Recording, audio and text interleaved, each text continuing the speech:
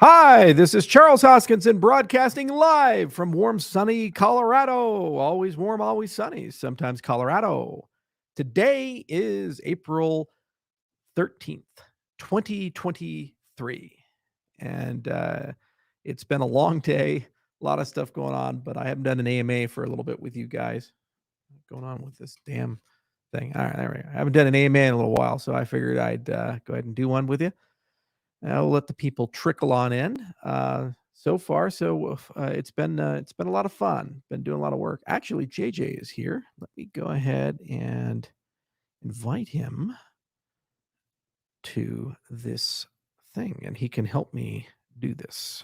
It's your invite, StreamYard link. Good old JJ Seiler. On in. How about that?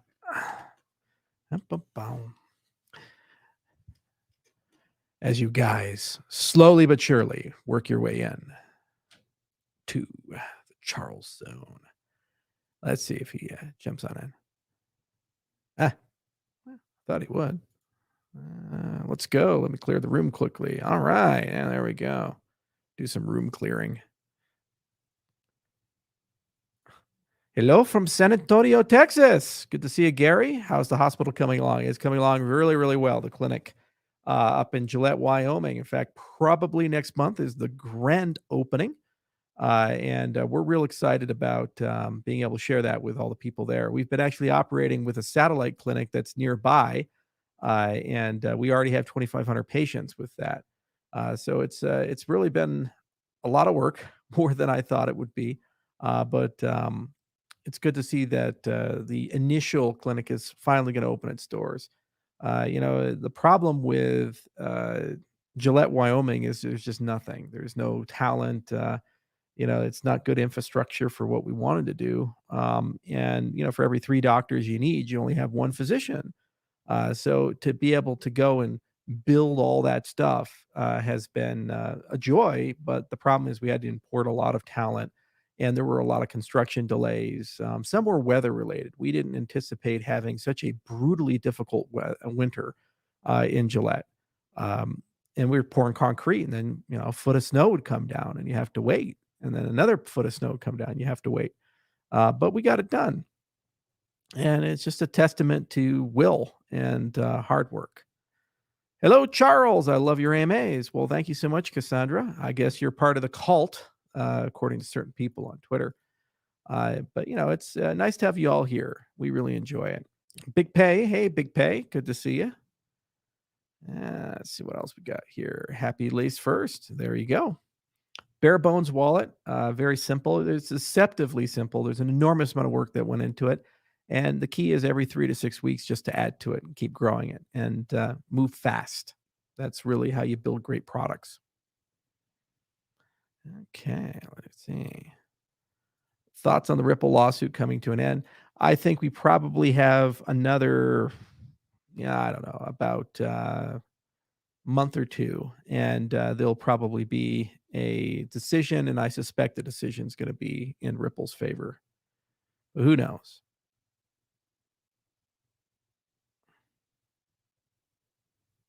Is XRP tech anything different that ADA can't do? We're radically different protocols. We're significantly more decentralized, and we do a lot more. Ripple is old tech. It was designed way, way back in the day, more than 10 years ago. But it's perfect for the applications that they work on and the bridge that they want to create. Not everything is a competition.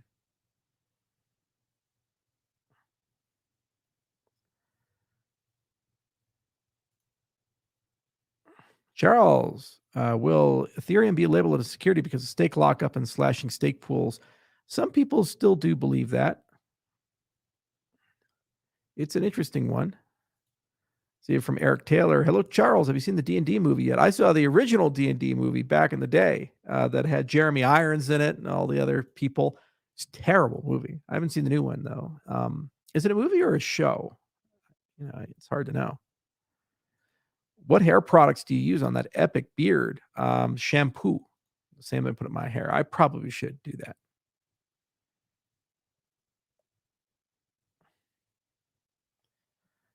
Let's see here.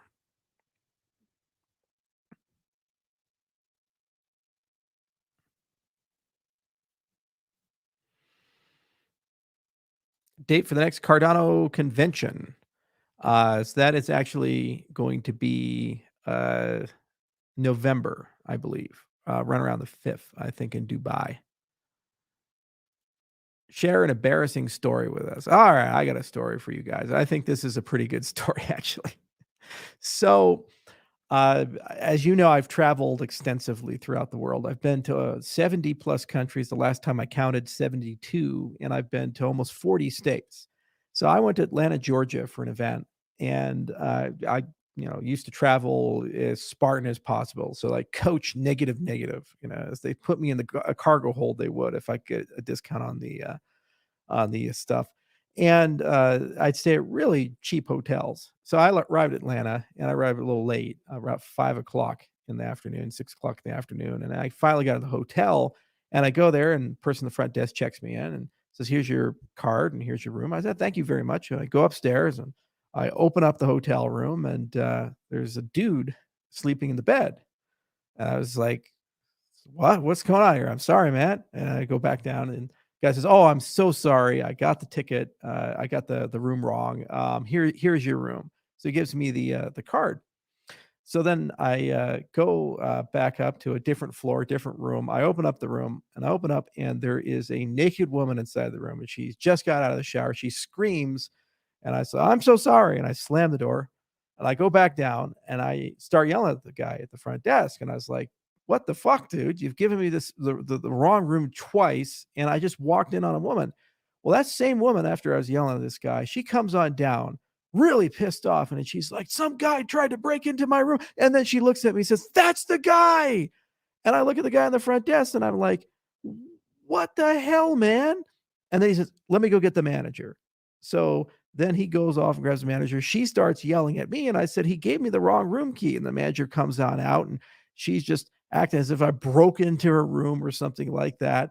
The manager is just listening and he's like, "Why did you break into her room?" I said, "You gave me the key for the room. This is nuts." And he said, "Well, I got to call the police now." And I said, "Please do." And I started threatening to sue him and all this stuff. And we're just going at it like domestic violence, call the cops, this type of stuff. I fully expected that the Bad Boys song would start playing or something like that. Anyway, long and the short is eventually the manager realized that they made the mistake and he tried to apologize to me, but he still asked me to leave the hotel. And then I said, "Okay." So I won't mention the particular hotel, chain that did this, but to this day, I've never stayed there at those hotels again. But that was really embarrassing because you're tired, you've been traveling a long time, and you just want to get to your hotel room, take a shower, go to bed, relax a little bit, and you go and not once but twice, you're given the wrong room key, and then the second time they try to say that you were, like, breaking into somebody's room, and then to have the hotel manager basically say it's my fault was pretty extraordinary to me. But that's the nature of travel. I've had pretty much everything you can imagine happen in a hotel room. I've had people walking on me. I've had bed bugs that I've had to deal with. Stuff has been stolen out of a room. Uh, it, it's been fun. Oh, look, we have a new guest. Add you to stream. Hello, Mr. Hello. Tyler. Can you hear me Welcome. okay? Trying to do an audio test here. Can you Da hear me? da. Welcome to Da. Decadent American Podcast. Yes, thank you. All right, let me see here. Dostoevsky.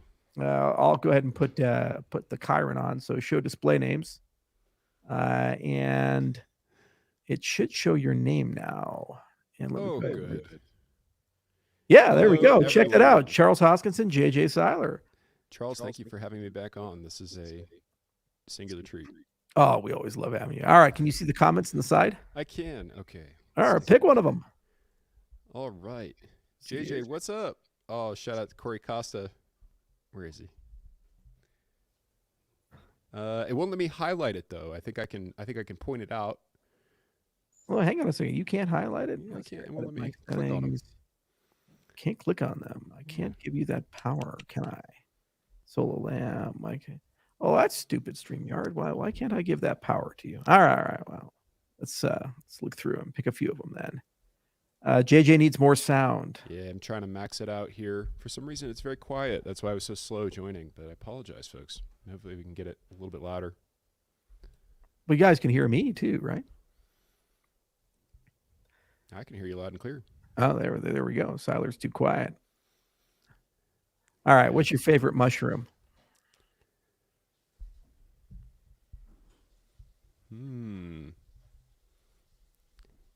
Is that to me? You're asking me? Yeah. Oh, gosh, the what is it? The oyster of the woods? Chicken of the woods? I'm messing it up. God damn, son. What is that one? The one in the woods. It's got a good name. The mushroom of the woods. That's very descriptive. And no, this is a specific. Here, wait, chicken of the woods. Wood chicken. Chicken of the woods. Fungus. Yeah. Oh, you may know it as the Letoporus mushroom. The Letoporus. Yeah, turkey tail for me, and lion's mane and turkey tail are both absolutely extraordinary mushrooms. Oh yeah. And so there you go. Some shiitake. Love a good portobello. And Stan says, wow, I just told him the story about the hotel walking in 2 different people in Georgia. That is a fantastic story. I thought about that one recently. That's when you go to the hotel now, I just put the deadbolt on. I'm like, I as much as I like Charles, I don't want a random intruder just because some inefficient employee happened to give out the same card twice. It's a little odd. Yeah. And here's crazy. They asked you to leave. Crazy. Yeah, that was the craziest fucking part of the hotel. I had a reservation and everything. And I was like, are you going to refund my room and everything? Did you actually get a refund for that? No. That is insane. No. And I just didn't have time to sue them. They just said, you've caused a lot of problems. You must go. Right. It's like, do you understand? It's like you guys giving me the wrong room twice. That is good. All right. What else we got here? Let's see here. We got Charles. What impact does Mark Cuban's project with Cardano have on ADA? I think he's referring to Book.io. Yeah. We love the Book.io guys. We have a great relationship with them. And Charles whispers, please. What? Is my volume okay? Is it coming through for you? I think this is on my end. I'm going to try to do an audio test. I can try to rejoin. I can hear you just fine. That's so weird. Yeah. Well, maybe it's because I have the headphones on. It's kind of crazy. I have no problem with Mark. Yeah, he was a bit skeptical of Cardano, and I guess it tried to extend into his portfolio, but he did invest in Book.io, and we love the Book.io people, and we have a great relationship with them, and they love innovating. They're Haskell fans, and they've been in the Cardano ecosystem for some time, and we wherever we can help out, we try to, and it's been nothing but a joy working with them. I don't know how much Mark cares about a particular chain over another chain. And I've never met Mark Cuban in person. We've had the Twitter back and forth when all that was him saying bad Cardano, and then me making a video saying, hey, Cardano's great. Come to the ranch and we'll have sweet tea and I'll show you the donkeys and we can talk about it. And that was that. I think that still may happen someday. We got to make sure that he knows we love Mark Cuban. That's all right. Shark Tank's pretty good. He does all right with the Mavs. He did okay with Dirk. He's a good business guy. Maybe he'll come around someday. I think technically he's already here. Book.io is going to maybe go to other chains in the future, but they're Cardano projects, so he's invested. Right. So let's just hope. Yeah. There we go. I set it to auto adjust your mic settings. So let's see if that does anything for you. Oh, hopefully that helps. Thank you. Yeah. Yeah, I'm not sure why people are having trouble. Let's turn it up to 200 there. You're at maxed. Okay. What board are you using? I'm using the Rota board, and I'm maxed out on my input, and it's just a lack of testing on my part. That's my fault here. So just trying to make sure we're doing the best we got. There you go. Yeah. JJ is still way too low. Well, I'm sorry, CT Guitar Guy. We tried our best. But we do have the Rock Lobster. Rock Lobster. Hey, Charles, why not much chatter about Layer 2 ZK rollups on Cardano? We are actually doing that, and there's a huge, wonderful, beautiful plan for it, and it's heavily related to Midnight, and we shall talk about it at a later date. I'm such a tease. It's my terrible management style, according to certain Cardano moderators. Charles, when will the paper wallet be issued? It'll come in laced, and it'll be done this year. Whoa! Now I'm hearing. Whoa! I think you're very loud now. Let me go here. Is that good?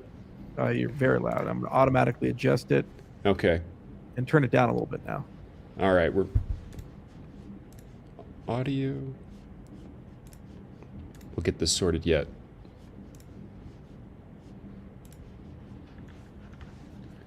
Okay, how about that? Much louder and better. Very good. We just changed mics. That's all. That's the trick with IT, right? Never give up. You just got to keep iterating. Turn it down a little bit. All right, I'm on it. A lot of background noise on it now.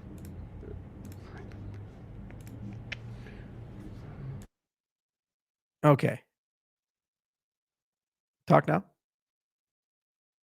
Yeah, I just muted it briefly for a second. I'm trying to find where that input was.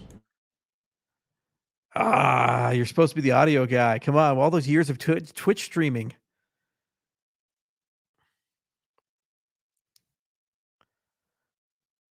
Do you consider staking to be utility? Yes. For the most part, staking, you have to do work for most reasonable protocols. And if you don't do the work, you don't get paid. That is utility. It's just that simple. And anybody who doubts that, say, okay, well, are you entitled to receive money regardless if you do work or not? No. That's not a dividend. That's not an interest payment. That's not a bond yield. That's work. And if you bet wrong, you pick the wrong stake pool, you make nothing. Go back to the old. Oh, go ahead. Okay, no, go ahead. Yeah, testing. I can hear you, but it's still probably too quiet for everybody else. Yep. Why don't I hop out real quick? I'm going to do an audio test. I'll join. I want to try to resolve this. All right, fair enough. Be right back. All right, let's see what else we got going on here. What dApp can be only built on extended UTXO versus account model?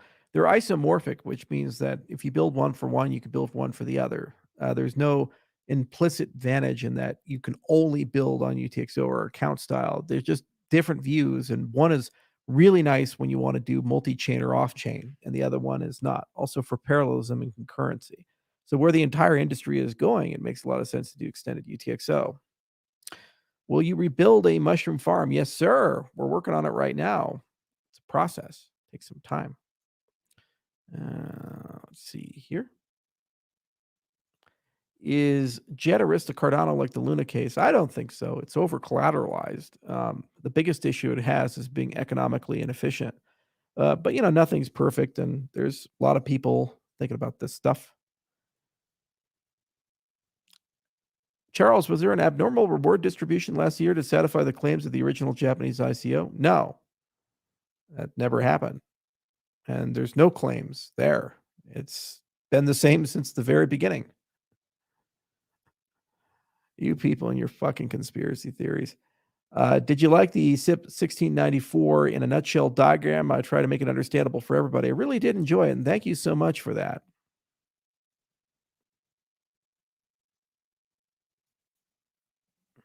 Do you wish you were a little bit taller? Do you wish you were a baller? I'm 6 feet tall, and I'm as baller as it gets, son.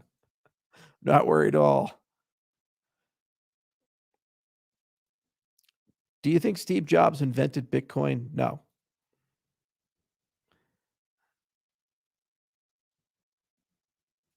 Do you miss John Woods? I do. I really do. He's in a good place right now, being the CTO over at the Al Grand Foundation, but I miss him. I liked working with him. But when people get a promotion, they get a promotion, and they go for it. It's a much bigger role. It's a bigger opportunity, and I'm glad to see him over there at Cardano. You ain't 6 feet tall. Yes, I am. Why would I lie about my height? Jesus Christ, you people are crazy.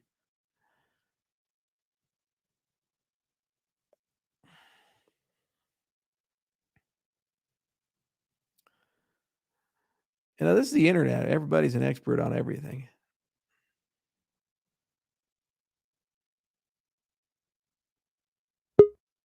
All right, JJ's back. All right, that should be a lot better. How about that? It's good, but I'm not getting a lot of background noise. You can turn it down a little bit. Okay. All right. Still getting a lot of background noise. It's a very sensitive mic, so it's picking up everything in the room. How about now? Is that better? Oh, you're super fucking quiet now. All right. Never give up. How about now? Nope, sorry. God damn, man. Yeah, this is it's You got a laptop? Yeah, I'm on my laptop. You're on your laptop. Mm-hmm. Okay, you got a different audio setup that you can plug in? Yeah, let's try it. Okay. He'll keep working on that. Well, let's talk about paper wallets. You guys keep asking about paper wallets, and that'd be a lot of fun.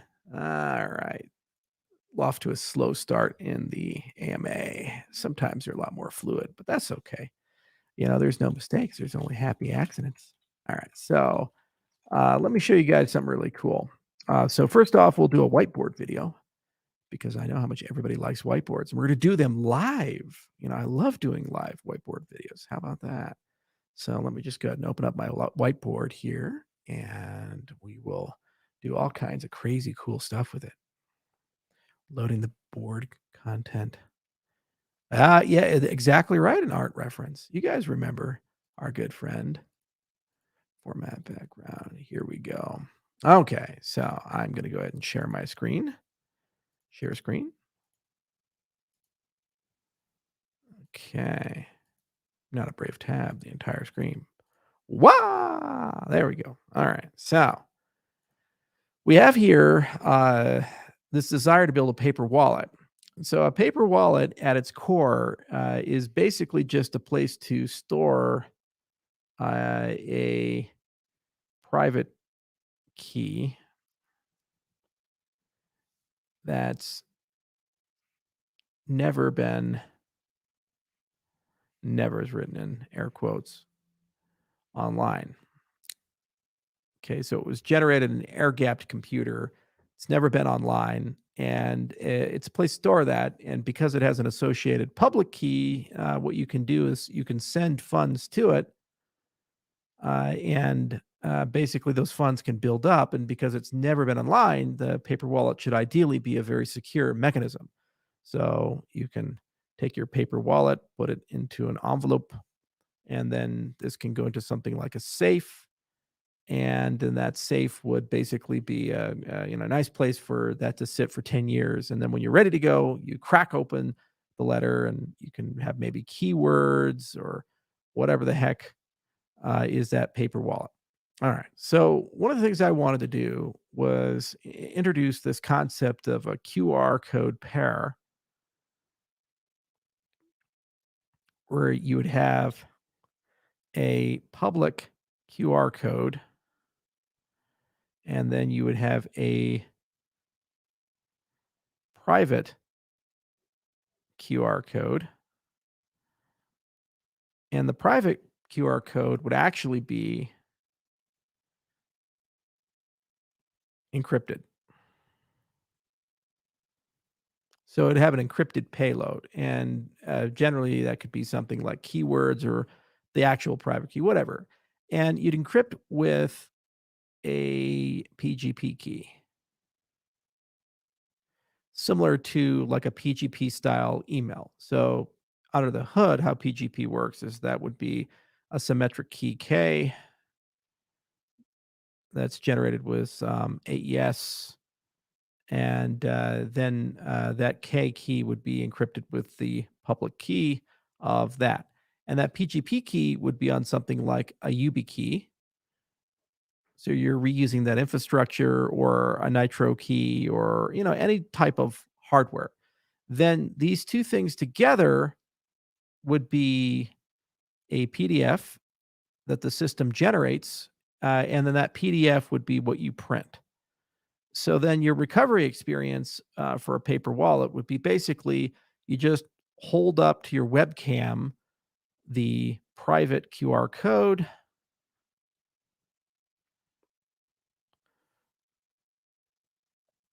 and it'll scan it, and then it'll ask you to decrypt it. So you'd plug in your YubiKey or something like that. Or if you have GPT tools, then you can just decrypt it with your GPT. So you'd have different recovery formats basically for that. Now, what's really cool about this is that let me bring up a Google search. You can actually do animated QR codes. Okay, so let me go and share my screen again. Present. Entire screen. There we go. So you can actually do animated QR codes. So here are some examples of animated QR codes. So I click on this, and you actually see the bird is flapping a little Sonic the Hedgehog. So that'll actually scan, and it carries a data payload. And the payload is large enough in order to be able to contain a private key. So there's a lot of nifty, cool things that you can do with QR codes and make them animated. And you can actually store this completely naked. So you can actually email the PDF to yourself. And the reason being is that the PDF is encrypted, because the payload part, the part that has actually the private key or the keywords, that's encrypted with a PGP key. So one of the ideas that I had about this was saying that I would generate one, put $1 million worth of ADA in it, $1 million, which is a moving target worth of ADA, and then actually publish the PDF itself, the raw PDF with the QR code, and say if you can break it,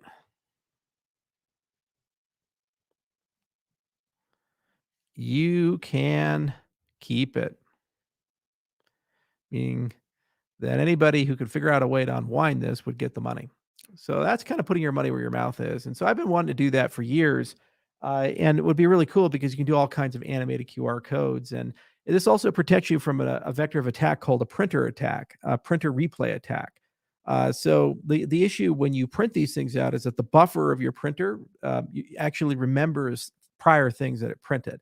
So if somebody hacks into your HP printer, your Canon printer, or whatever it is, usually what they can do is order the printer to reprint documents that it's printed before. For a lot of older printers, it's a huge issue and they're not very secure. And a lot of printers are connected to Wi-Fi, which means they're actually internet accessible. So if you print your paper wallet on your printer, you may be under the mistaken belief that your printer is going to protect that. They could just simply reprint and physically take it, or potentially, depending on the model, be able to actually remove it out of memory and steal the document and print it on their end. They can reroute it to a different printer. So if it's encrypted, it doesn't matter. They'll just basically get an encrypted file. And if it's PGP encrypted, meaning that it's like the same level of encryption the internet uses, there's no way to break that with current technology. And what's nice is you can also entertain ideas like a post-quantum wallet or these types of things. So it would be a really cool idea to pursue that. And it's actually not a lot of effort. Um, we just have to upgrade the hardware center. And so this is the idea of Lace, is to build something that every 3 to 6 weeks you're adding a new capability or a new feature. And at some point you kind of grow in that particular direction as the team gets more mature and the product gets out. So it starts very simple in the beginning, and then it gets gradually more complicated. And you just wake up, the whole thing's there. People have never done products before, and people have never launched anything before. They always are hypercritical, and they go immediately to Twitter and complain about everything. But it's important to remember that the iPhone actually didn't have 3G or an app store at launch. You remember that? You know, Pepperidge Farm remembers. A closely related question: when multi-delegation on Daedalus, multi-delegation has to be built in Adrestia, and then it'll be available to all Cardano wallets. Then the wallets just have to implement it. So it is a priority for this PI cycle. So it'll be done this cycle, and those are 3-month cycles. Could you use a password to open the paper wallet? Yeah, you could if you don't want to use hardware-assisted encryption or PGP-assisted encryption. The downside is that you're completely at the mercy of the strength of the password for the QR code. So one of the things we could do is actually color the QR code based upon the strength of the password. So if you use a PGP key or some form of public-private crypto, or something like that, it would be maximum strength, and then it'd go from red to amber to green based on password strength. So that's another thing that you can do. It's not really hard to do.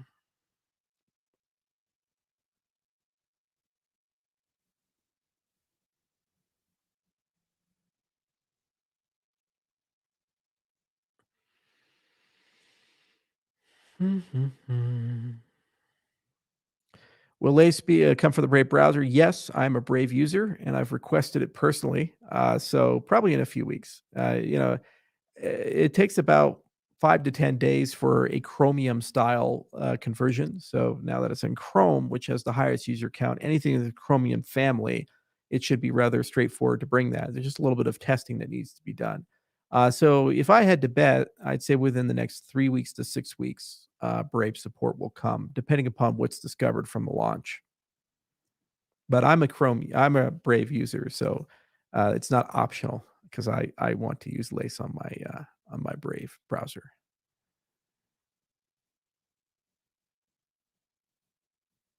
Quantum resistant ledger, isn't that an F token?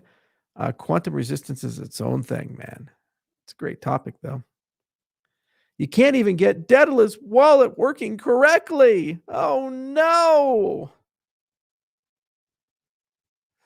You guys are so mean. Will Midnight use the UTXO or account accounting model? Actually, both.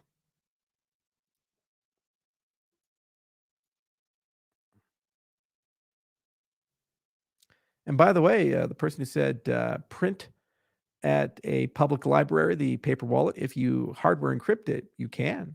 It's not a problem. Anybody can have a copy of it. That's the point of putting my money where my mouth is. How about that?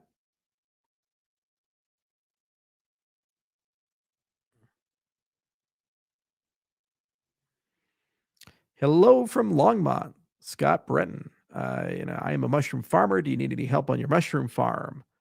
Yeah, we'd love to talk. Reach out to JJ.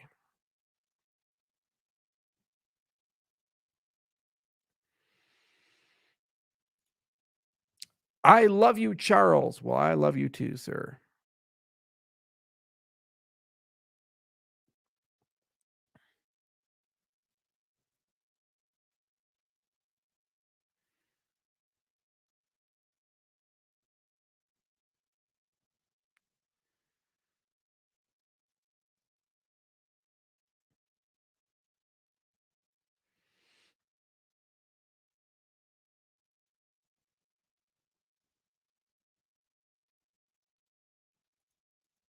Y'all making Charles lose more hair. Yeah, I am losing some hair. That's okay. Can't keep them all. Let's see here.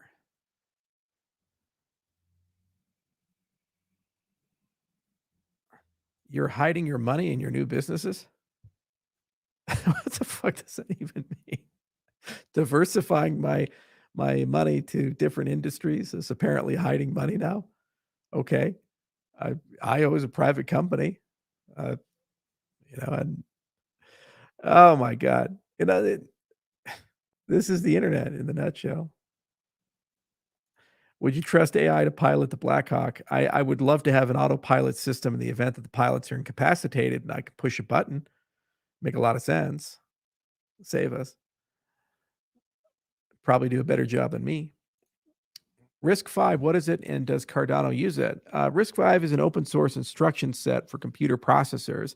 So and when I was growing up, going to college, we had CISC and RISC. CISC came from the Intel and AMD side, and RISC came from the ARM side.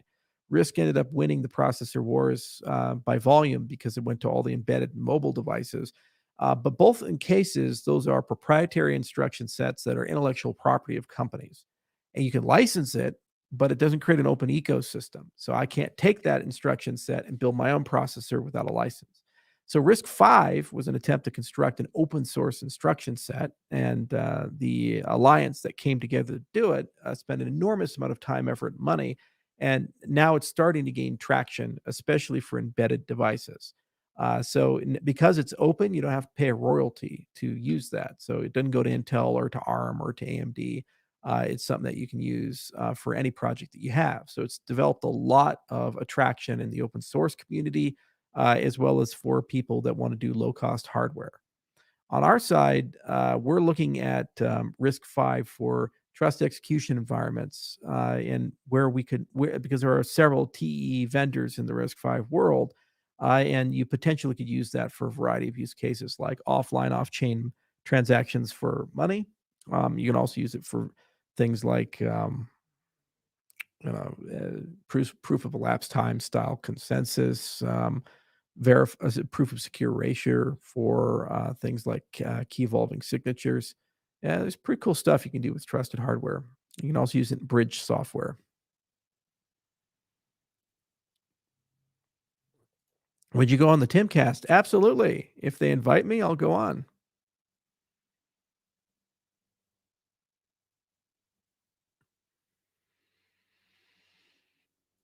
I really enjoyed the AMA you did with Tamara. Well, I really enjoyed doing that with her.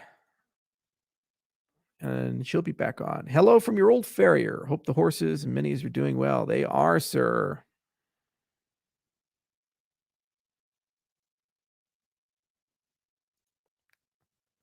Who is this person? This is just crazy. Jaded, crazy person over the internet. What I don't understand is why sit here and listen to me? If you think I'm a bad guy, why be in the channel and actually waste your time being here just to ship post? Like, what do you get out of it? Do you just set it in your little sad apartment? It's got dingy carpet like Beavis and Butthead. You say to yourself, boy, I'm gonna type some stuff into the chat box and everybody's gonna listen to me. And I'm gonna be that guy. Does that it's like get you where you want to go in life? Uh,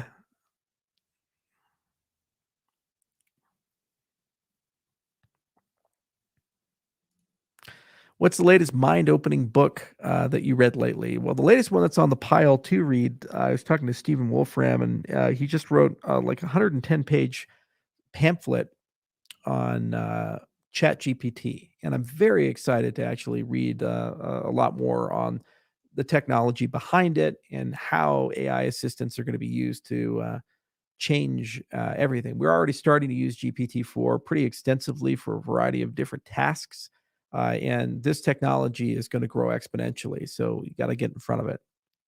So anything there is a pretty big deal.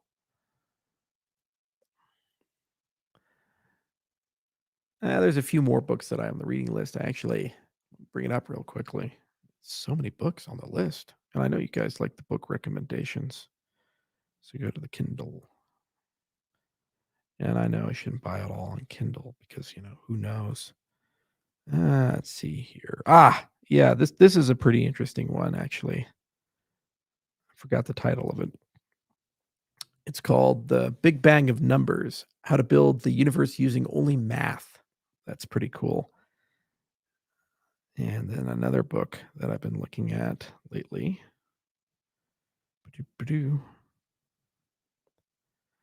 Yeah, this is an interesting one right here.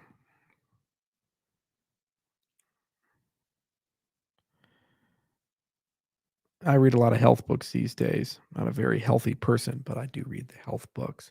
Regenerate: Unlocking Your Body's Radical Resilience Through New Biology. Don't know if it's any good, and I can't vouch for it yet because I'm looking through the book. Let's see here. Now this one is quite good, actually. And it's on the list to really deep read. So there's some I skim and some I listen to audiobooks while working out. And then there's ones that I really deep read. I have a lot of respect for them. So this book by Peter Attia, and it's Outlive: The Science of and Art of Longevity. Peter is a really smart dude. He's a surgeon by training, and he's kind of been one of the big guys in the anti-aging business. And he breaks it into one, two, three different parts, 17 total chapters. And he kind of takes a very science-based approach to rethinking lifestyle medicine and how that relates to living well and healthy and happy. So I'd highly recommend not only his books, but also his podcasts that he works on.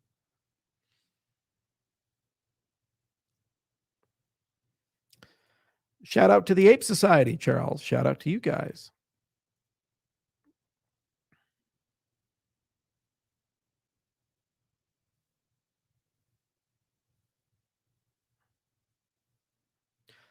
It's hard to live well. It's one thing to know the things you're supposed to do. It's another thing entirely to actually do those things. And so there's like this strange thing about how do you hack dopamine and you set smart goals and how do you have the right environment for the lifestyle that you want. And what I found in life is that lifestyle is radically the environment we need for a proper lifestyle is radically different than the environment that we live in for the most part. And it's really hard to put the time in to do these things. Um, it just you work hard, and so you start sacrificing something. It's time with family and friends, or if you spend the time with family and friends, then it's sleep. And if it's sleep, then usually you have a hard time getting up in the morning, a hard time getting up in the morning, can't work out in the morning, don't have time to work out during the day, don't really have time to work out at night. So then, okay, the exercise goes to hell. And actually, then you start eating the wrong foods throughout the day. So then, you eat the wrong foods and you start gaining the weight, and then you gain the weight, slows you down, makes you feel sicker, harder to do things. Motivation levels go down, and then you're in a kind of this death spiral. It's kind of like what's his name? Fat bastard. He's like, I eat to feel and I feel to eat. And so you get stuck in that fat bastard cycle. So it's one of those things where you have to like set yourself up for success. So you have to really be good at setting aside dedicated time to work out. You feel better throughout the day. You're more productive. You get more done. Be very disciplined about making sure you get your proper sleep. You get those two things, and then you can eat properly. And then if you eat properly, then you have really the foundations of lifestyle medicine satisfied. And at that point, you just start optimizing from there. And the weight goes down, the metabolism improves, the body health improves. So it's not rocket science, and all these books, they basically that's what they're saying. And what they do is, there's some books that assume you do all of that perfectly, and then it turns out there's some additional things you could do in terms of medicine and other procedures that have been shown in a lab to make you live longer. But if you don't get those foundational concerns right, doesn't matter if you take metformin or rhabdomyosin or whatever the hell it is, you're going to die young. Just how it is.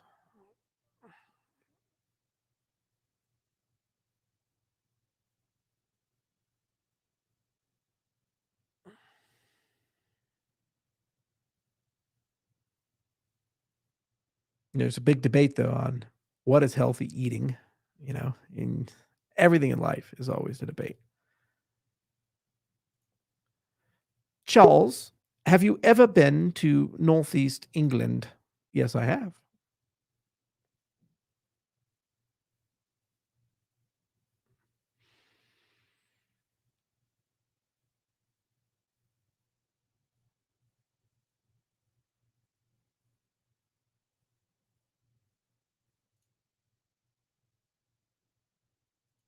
Charlito, any news about midnight? Well, you got to ask Iran Barak. There's a big team. They're working real hard. Charles, have you ever seen AutoGPT? Let's see if JJ's back up. How's your microphone, JJ? Hello, can you hear me? I can hear you great. That's a good mic. Very good. Yeah, switched it out. AutoGPT is the next thing. You can get GPT to talk to itself. It's pretty excellent. We're working on it right now, actually. Carlos got it functioning, and getting it functioning myself. Turn down the mic a little bit. It's a little loud. All right, just took it down 15 notches. How about that? Is that better? Yeah, a little bit more. Okay. All right, how about now? How's that sound? That's perfect. There you go. Okay, All right. great. So let's talk about AutoGPT. Tell me everything you know. So AutoGPT is a project that a couple people contributed to. It's on GitHub. It's publicly available. It's free. I think there's 80 contributors right now. It's very easy to install. You just run a Python script. It's just that easy. But you can get GPT to assume two personas. One essentially proposing some routes of action. Then it proposes something to do next, and then all it asks you to do is say yes or no, and then it runs, it executes the command next. It actually is an easy way for you to browse the internet using GPT right now. I know a lot of people don't have access to plugins, so this is a really nice way to kind of preview what that looks like and what that user experience is like until the rest of us get plugins on the actual chat GPT. So very interesting application, and I highly recommend checking it out and letting us know how you're using it. Seems super interesting. Well, what's interesting is the interplay of how GPT is being used on itself, and that really is the most interesting part, I think, of how AI is evolving. Is I've read several papers now where the AI is reflecting upon its own answers and asking itself, "Did I actually answer that correctly?" And in many cases, the AI is actually able to catch its own mistakes and say, "Oh, I've made a mistake. Actually, let me go and fix that." That's right. So the paper you're referring to, there's one is called Reflection with an X, so Reflection. And the other one that I saw that was very interesting in that same video is DARA, so Decider and Researcher. The set of prompts that they have in that paper are outstanding. I think there's a series of 16 prompts in which the physician or the physician's assistant puts in a set of medical notes, and then GPT will use that to propose a course of action. But then a second persona within GPT, the decider, takes that initial plan and comes up with improvements to it. So it's very interesting. You can get GPT to kind of check the work, propose improvements, different prescriptions and things, and it is very, very interesting. The results were preferred 9 times out of 10 if GPT had reflected on its own results. So it makes GPT-4 even better. It makes doctors even better, and the doctors seem to confirm the findings of this DARA experiment. It's very interesting. It's an academic paper.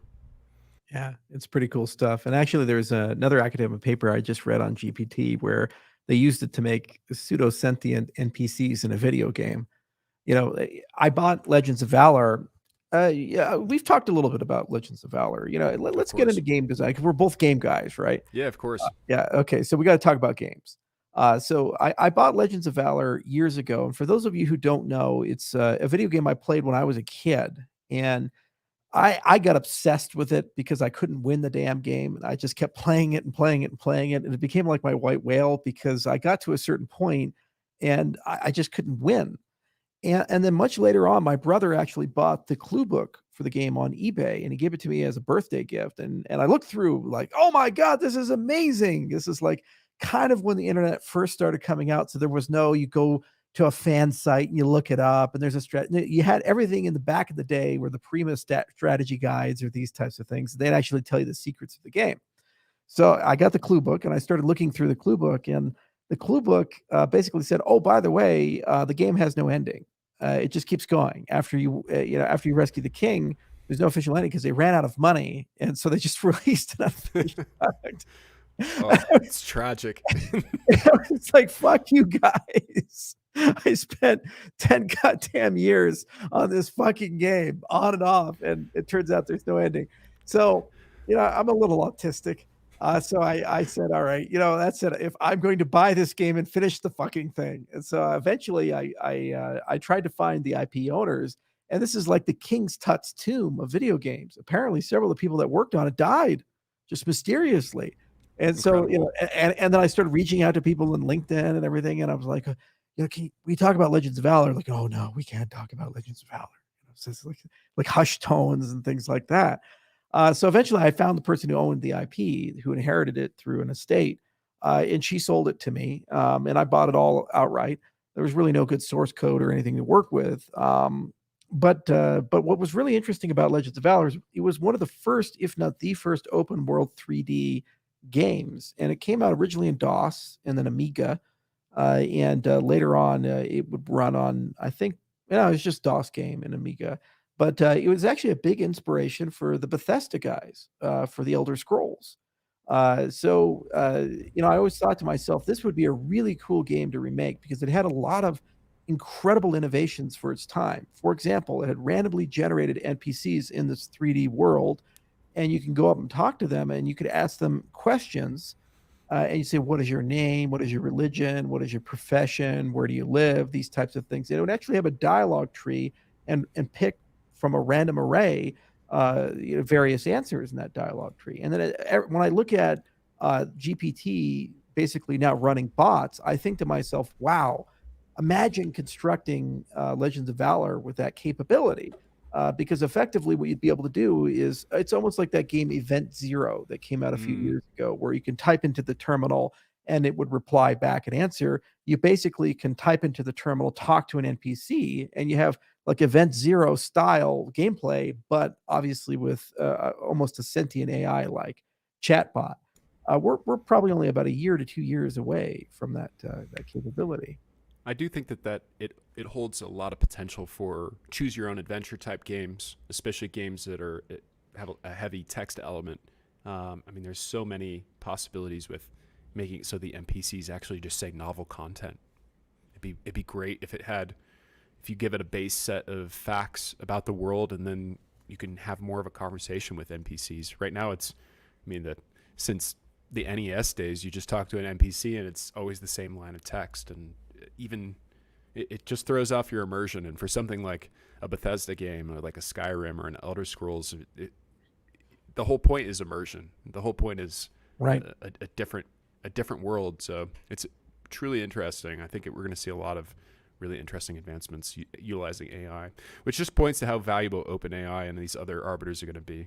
Amazon announcing Bedrock today, and there's going to be a lot of competition. It's not just OpenAI and Microsoft. So Yeah, well, there's OpenAI, but the imitators are going to come, and within 3 years, there'll be a great normalization. But the problem is they're all recursive, so they're advancing in themselves not just like 10% better per year, not Moore's law better. They're advancing themselves exponentially. Like GPT-5 will probably be 500 times as capable as GPT-4, and that's like year to 2 year horizon. So it's pretty extraordinary when you think about that. I think you were right, though. I think they're going to brand it GPT 4.5, 4.5.1, Yeah. 4.5.2, just to avoid the fear of GPT-5. Yeah, everybody's writing these letters. They're like, "Oh, we can't allow GPT to advance beyond GPT-4." And then Sam Altman was just at a place I think it was MIT, and he's like, "Oh no, we're not working on GPT-5. We're right now just working on improving GPT-4." It's like, so I see what you're going to do. You're going to take the GPT-5 label and make it 4.5.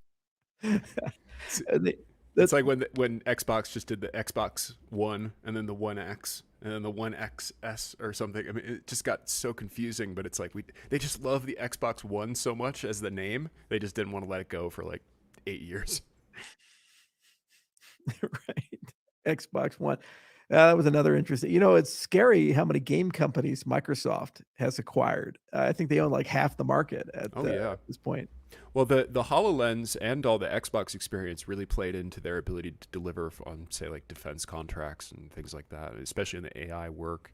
Right. When you're talking about how would you capture a 3D object in, say, a set of images, the easiest way to come up with a database of things for the AI to be able to check against is just to have the AI photograph a 3D object from every single angle.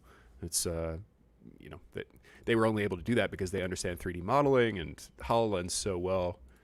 They do kind of have a leg up. A lot of their gaming stuff is really, I think, going to help their various verticals.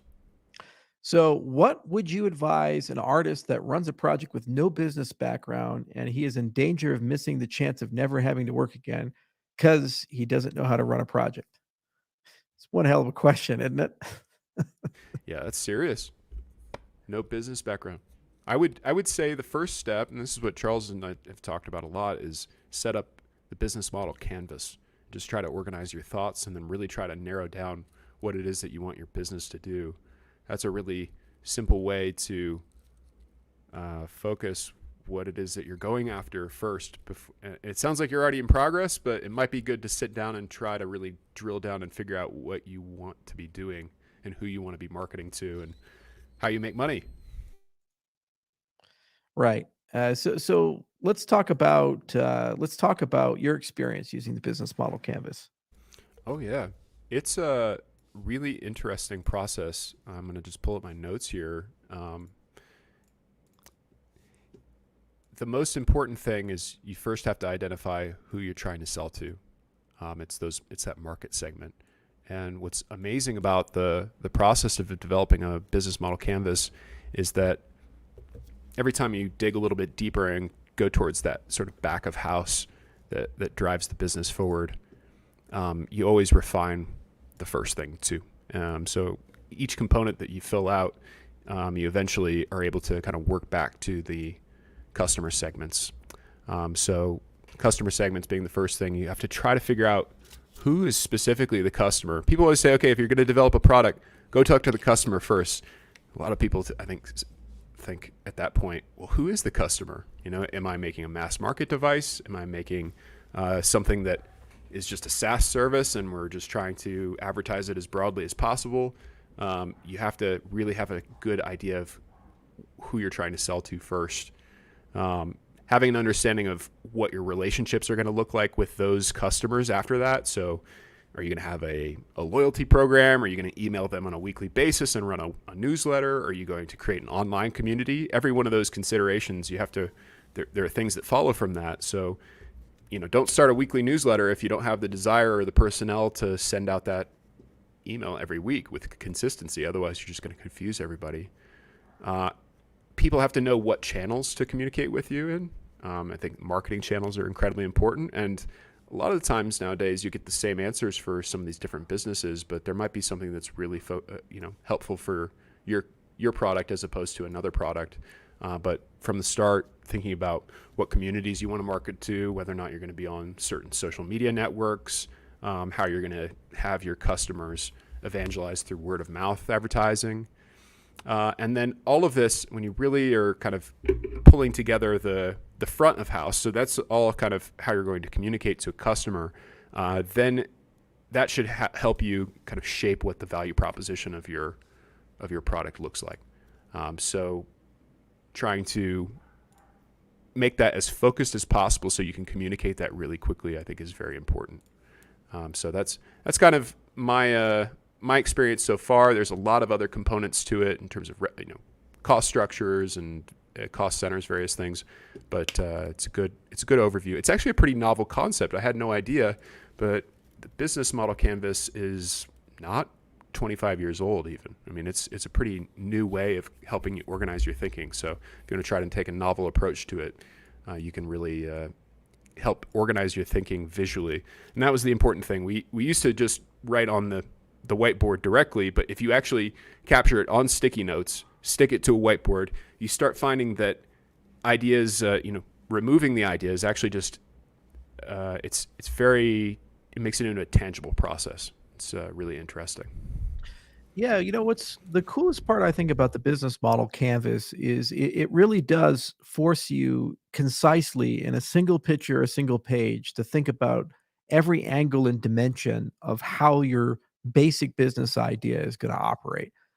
Who are your customer segments, the channels you're going to use to reach them, the key activities you need to actually do your business, the partners that you need. What is the value proposition? How is that value proposition different from your competitors? Where do you make money? Where do you spend your money? And just very quickly, key resources required to run the business. Very quickly, just in that conversation, you start realizing the holes in your business model. And I wish that more people would spend the 6 weeks to 8 weeks it takes to kind of become familiar with this and really understand it prior to doing anything at all in business. Because the vast majority of the time you learn through that process that A, what you think is original is probably not original. B, what you think is creative has probably been done before. And C, even if it is original and creative, probably you have not enough information to be able to make a good call on whether it's a good idea to spend money on it and you're going to actually get customers or not. Now, if you actually, through this whole process, you're still absolutely convinced that you have a great idea, then the next stage would be to say, okay, I need to find real customers and talk to them and start building a minimum viable product for them, and start understanding my commercial model and these types of things. All too often, what ends up happening is that people get uh, caught up on this concept that, well, everybody else is making money. So if I'm just fast enough in this bucket, I'm going to somehow also be like them. If you're chasing the luck of others, you will almost always lose 99% of the time. Almost never can you time a rising tide. It's usually you just stumble over something. Like Dogecoin is a great example of that.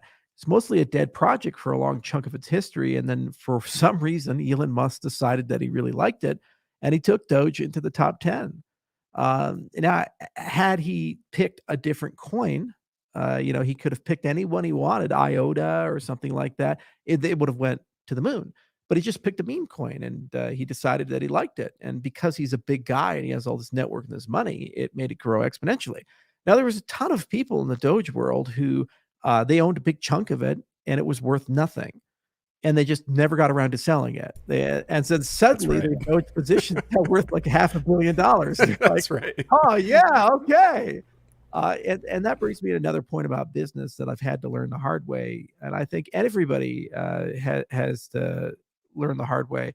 And that is that you have to know the difference between when you are smart and when you're lucky.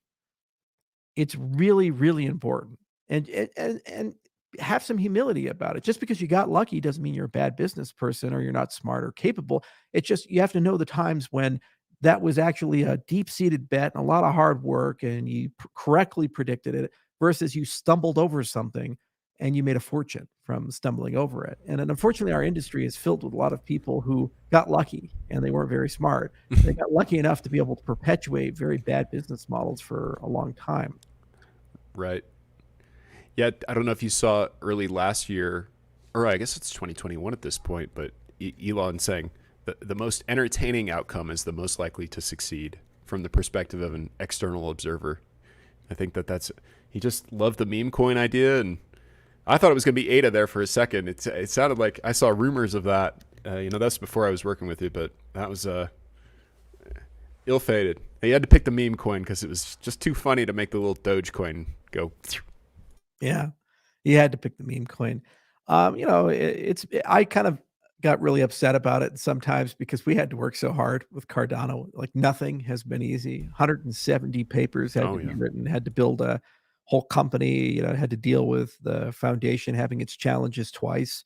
And going through all those, multiple up and down, having to rewrite code a few times. It's like so hard every step of the way. And the problem is because the way it was launched, no VC friends, because no one made any money in California or other places from Cardano. The Ponzonomics. The Ponzonomics of these guys. So they're like, oh yeah, fuck those Cardano guys. So they went from just totally ignoring us to saying it's not real. And then now they grudgingly say, I guess it's around, but you have to fight for everything. So then it's suddenly something else is just wildly successful and they didn't do any work at all. It's just a patron billionaire shows up and it's like, fuck. Just a Litecoin fork. Yeah. Not doing anything. Exactly. That's the thing. It's like, but on the other hand, there's a lot of good people now there and they enjoy it. And, I can't be too sour grapes over it. And that's the other side of business is that nobody owes you anything. And whether you're lucky or smart and whether you put a lot of hard work in or you won the lottery, you are where you're at. And, you just have to accept that. And you just have to be willing every day to put in the work. And so, my first advice to you is if you're thinking about going into business is don't. 99% of the time, people aren't ready for it. There's a difference between entrepreneur and wantrepreneur. And if you actually really, really do want to do that, then you have to be prepared for failure because the most likely outcome is failure. You're going to lose all your money. You lose a lot of time and everybody around you is going to think you're stupid. And here's the crazy paradox of it. I'm a wildly successful guy by any objective metric, but yet half of the industry still thinks I'm a con man, a scam artist, a horrible human being, and has very polarized political views about me. Objectively speaking, just looking at the things that have actually been done and what we've constructed, it's very, very hard to do that. And and if you're a reasonable person, you would actually take a step back and look at that. But most people don't. So that's the other problem with being an entrepreneur, is that if you're in it for external validation, if you're in it for people to love you or in some way to say you've done a great job, the reality is they just won't. And everything will be trivialized. Even Steve Jobs suffered this when you look at it. Oh yeah. He starts Apple, gets kicked out of Apple, and people hate on him. And then he comes back to Apple in 1997. There were articles written when he came back to Apple when they bought NXT saying, company will be bankrupt in a year. Guy's an asshat megalomaniac. And then, if he survives, but doubter criticism year by year, 98, 99, 2000, the iMac gets announced, it's going to fail. It succeeds. The iPod comes out, it's going to fail. It succeeds. And people are just throwing shade at him for the iPhone. You have Steve Ballmer. He says, it's not going to work. And he was actually right about the price point, but he didn't realize his Jobs was a business ninja, so he got the price point down to $200 from $650. Oh yeah, with the AT&T thing. Yeah, with the AT&T. That was brilliant.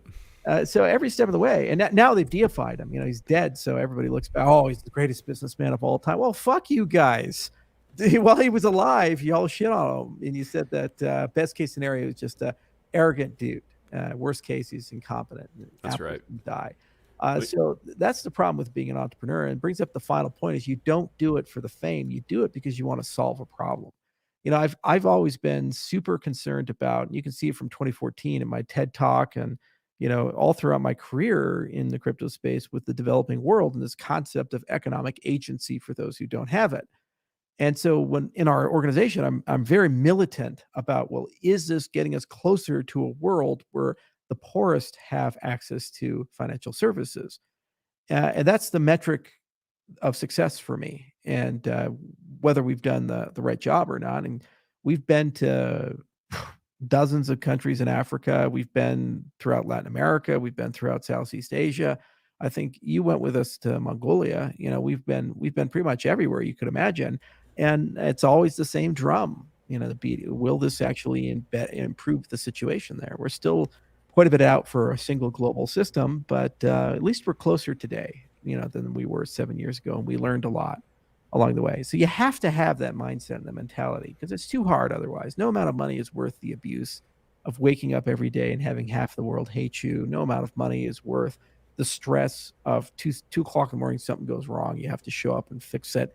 And dealing with the HR issues, like people poaching, and dealing with the economy going up and down, speaking before Congress, thinking that you've made some progress, and then FTX happens, and then you're like, okay, I guess everything's reset.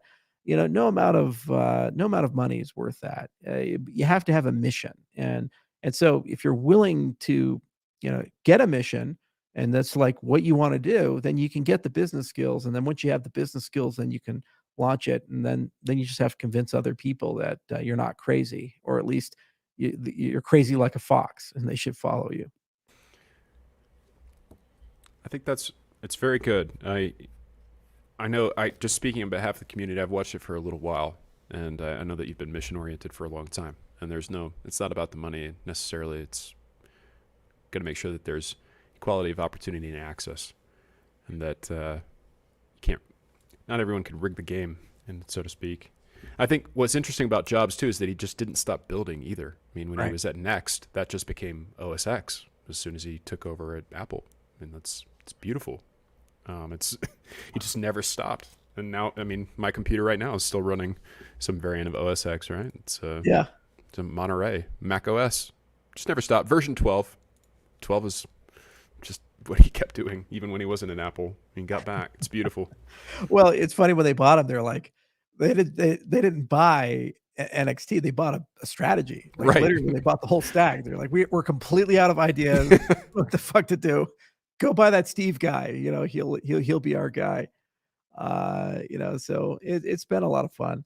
The other thing is, when you have a common mission, people join and they work with you. And we've had some people around for quite a long time. I mean, Tam's been here damn near forever, and there's been other people who've been here for a long time, and they've gone through as much hell as I have. And a lot of ups, a lot of downs, and you're pushing almost 2 years now. You're getting some time on here.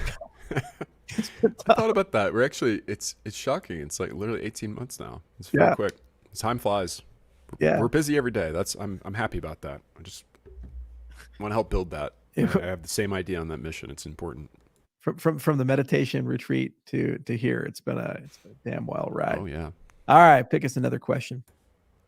All right. Will Lace ever integrate with smartphones? It's a decent question. Yeah, we're looking at a multi-chain strategy. If you look at under the hood, there's some React Native magic there. But there's a big conversation about what is the best way to go both multi-chain and multi-platform. And then also the issue is how do you deprecate features gradually? So the issue is that, especially with mobile applications, you're not master of your own domain. Apple and Google basically get to tell you, in some cases arbitrarily, what you're allowed to do and what you're not allowed to do. So they could say, "Oh yeah, you can have crypto, but you can't have NFTs, or you can have NFTs, but you can't sell them." In other words, you can't have an interface for a JPEG store or something like that, or you can have your NFTs, but you can't have a DEX. Okay. So if you build the product the wrong way, everything is really coupled together. If you build it the right way, then they're like switches, and you can remove that functionality gracefully, and it doesn't really have an architectural effect. So that's one dimension of it. Another dimension is that when you go with these universal frameworks like React Native or Flutter, they do a pretty good job on user experience, especially in the browser. But when you go to the cell phone, usually what you like to do is use some sort of native stuff like Swift, or some of the Android SDK stuff, because there's just great libraries that work there. Now, in the case of Flutter, because it's built by Google and Android's a Google, it's much better on the GUI side. They've done a very good job with that. But usually with iOS, you do need to have some Swift action in order to get a good user experience and take advantage of all the GUI elements. So there's always a question too of like how much do you want to do there, and how quickly do you want to update the life cycle? And then you start thinking, okay, well, now that I have multi-platform, how do we do the feature push? When you're on a browser, like every 3 to 6 weeks it auto updates. Awesome. But do you also push your release train at the same time for your desktop application and your mobile application? So we're still kind of working out what we want that life cycle to be like, and whether we're going to do some native code in addition to a framework. The other thing is that we have to make sure we get a hardened, great user experience with browser lace first. So there's going to be several cycles that run through to just increase the functionality of lace in the browser, and it's going to start looking like a very full-featured, beautiful wallet fairly quickly. And at that point, at some point, it'll go multi-platform, and then it'll go multi-chain and add Bitcoin, Ethereum support, and other support. So there's a lot of moving pieces there. So many moving pieces. Yeah, It's exciting though. it is exciting because it's fun to build a consumer product. That's a B2C product, and I just did the while you were getting your mic fixed, the paper wallet, and that one feature is just magic.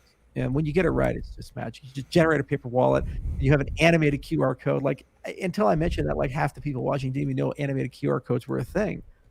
And now that it's a thing, you're like, shit, I want one of those animated QR codes. And Oh yeah. actually, talk about the NFT space, you can actually do partnerships and things. Like if somebody's doing a drop, they can do an animated QR code for their thing, like Bored Apes or Claymation or these types of things.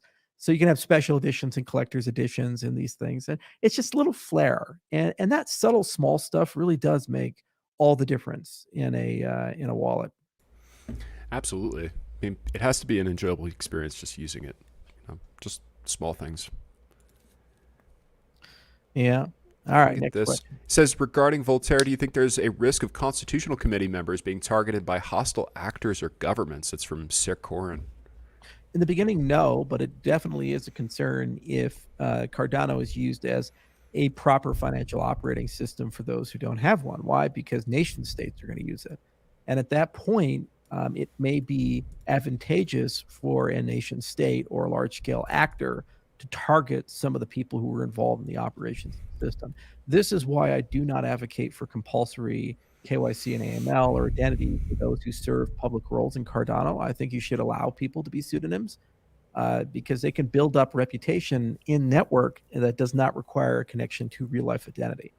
And people like Satoshi, for example, the pseudonym, nobody knows who the hell Satoshi is, but You know, vast majority of Bitcoiners, if Satoshi could prove identity, would welcome him back and take him and put him into a leadership position in the protocol, at least as a spiritual successor. And so, you know, there's stuff like that. But this is one of the things that we are definitely thinking about with SIP 1694. It's a massive pile of work. I think there's about 80 people on that, and it consumes quite a bit of our schedule. I mean, you do the scheduling. How many hours per week do we spend on Voltaire related stuff? Oh, I'd say at least an hour a day right now. It's intensive, but this is the time to do it. There's a lot of work to be done before July, so Yeah. So, you know, and then we have workshops as well. We have one coming up next week, and we've been pretty consistently every 2 to 4 weeks having people fly into the office and starting to travel on it.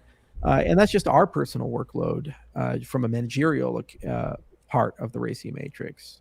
You know, so the I part usually or C part.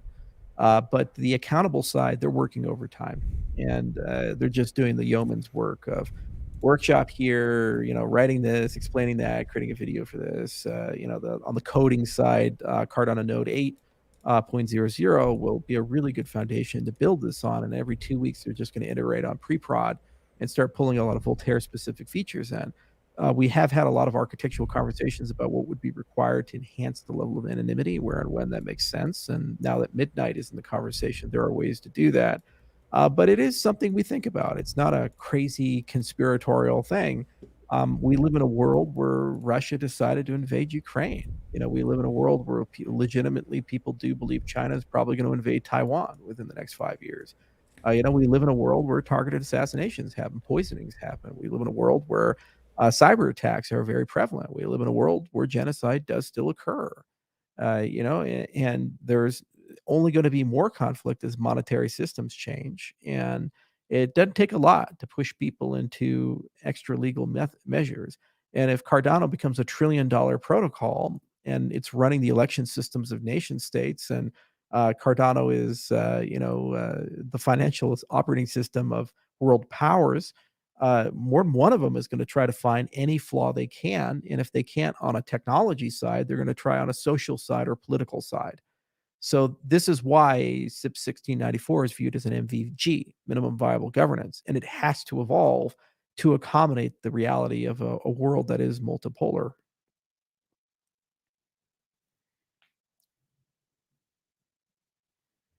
This is an interesting one right here. What happened to Arena Network? Is that still in the works? Actually, you know, we've been really interested in recursive internet network architecture for a long while. So there's two problems. One is you need hardware level support for true Arena. So you can't just write software and magically it's Rena, because you have to enter and exit Rena circuits through TCP/IP. So if you have a network that actually runs that natively, then you get all the benefits, but otherwise you get some benefits. And so then the second part of it is that Rena is both a distributed computing model as it is a network model. And so there are certain applications where that is sensible. And then if you look at Cardano network protocol, actually the mini protocol design that we have is based upon a lot of concepts from Rena. So we did our best effort to try, inspired by that, to design something that has these capabilities. And actually, I think we got pretty close to it. Now, the problem was that we actually had to build everything from the ground up. It kind of felt like, you know, we were the dude going out to the beach and grabbing some sand and then making the computer processor and then building the computer by hand. It was pretty fucking crazy, and that's why it took so long to do peer to peer and all this other stuff. But what we've been able to do is we've been able to get to a point where not only is the network stack stable and peer to peer is now running on the network stack, there's a gradual, you know, rolling out of all these mini protocols. And so far, it's actually been, in my view, one of the best network stacks around. I'd love to see full Rena. And actually, I always thought that would come in the 2030s when people got to the position of building dedicated network hardware for Cardano. So, for example, what if somebody launched a bunch of Starlink satellites and LEO satellites, and they actually ran RENA hardware instead of TCP/I hardware, and that's how you routed all the transactions? That to me would be probably the pinnacle of this stuff. But it's really impressive what they've been able to do. And if you really want to dig into the details, do take a look at the design of the Cardano network stack. It's pretty extensive. There's enormous amount of documentation, probably about 200-300 pages at this point, and look at how many protocols are layered and you know, how we've used a lot of really good type theory to actually build an incredible network layer. And I'm really proud of that work. Took a long time to get here, though. A bit too long. Some good questions in this chat now. Where are the best Cardano tutorials? You have good tutorials. Essential Cardano has the entire list, but it really does depend on what you're looking for. We have education channels like Plutus Pioneers and these types of things, but Essential Cardano is pretty good at routing people because it has a exhaustive list of all this stuff. And can you pull up the link for that? I will, yeah. Yeah. Any plans for ADA handles in Lace? Yeah, there will be support for ADA handles. Great. We had a guy named Tomo. This is a little bit off topic, but I'm curious because I actually suffer from acne as well. He says, how do I prevent acne? I'm 29 years old and I still suffer from it. That's a good question. I'm not a dermatologist, and I wish I had a golden bullet for it. What I found a lot of people is that red light therapy tends to help tremendously. They have those red light masks that people use for skin treatment, and there's multi-spectrum. So some of the spectrums apparently are really good for acne treatment, and people have sworn by it. Some cases, acne is caused by diet. So if you eat the wrong foods, it causes that. So, probably the first thing I'd do is go see two different physicians. One is a dermatologist, and they'll give you the latest and greatest of creams to deal with that. And the other one I'd see is an allergist, and actually do an allergy test and work with a nutritionist and take a look and see if there's anything in your diet that you're allergic to. And generally, between those two practitioners, usually you can get it solved pretty quickly. But in addition to that, a lot of people really swear by red light masks or some form of light therapy, and it just different spectrums do different things, and some are really good for acne. I got two things for you. You ready? Yeah. Wash your hands. Try not to touch your face. It's a good baseline. And this guy right here says, get off of sugars. If you have acne, clean your damn liver. Oh, yeah. There's some truth to the keto diet. A lot of people who go on ketogenic diets, their skin dramatically improves. It's just one of those things. And it goes back to that diet side of things. And so if you've ever tried a keto diet, you're in a position to do so and work with a nutritionist on it and get a sense and see what happens. I like this question from Terry Morey. They say, can you wax lyrical about some of the things you're most interested in development-wise on Cardano, as well as any thoughts on AI? I know we talked about AI a little bit before, but what are you most excited about? Just a quick gut check. Well, I mean, I'm most excited about SIP 1694 because that unlocks, so much power and potential inside the community. And, it's a little scary because there's going to be a lot of divergent opinions, and having to manage all of that and still be able to converge and have predictability and stable releases is going to be a bit of a challenge. But the benefits outweigh the costs, in that the benefits are that you get all this new stuff, this new funding, these new differences of opinion. It's going to be a lot of fun.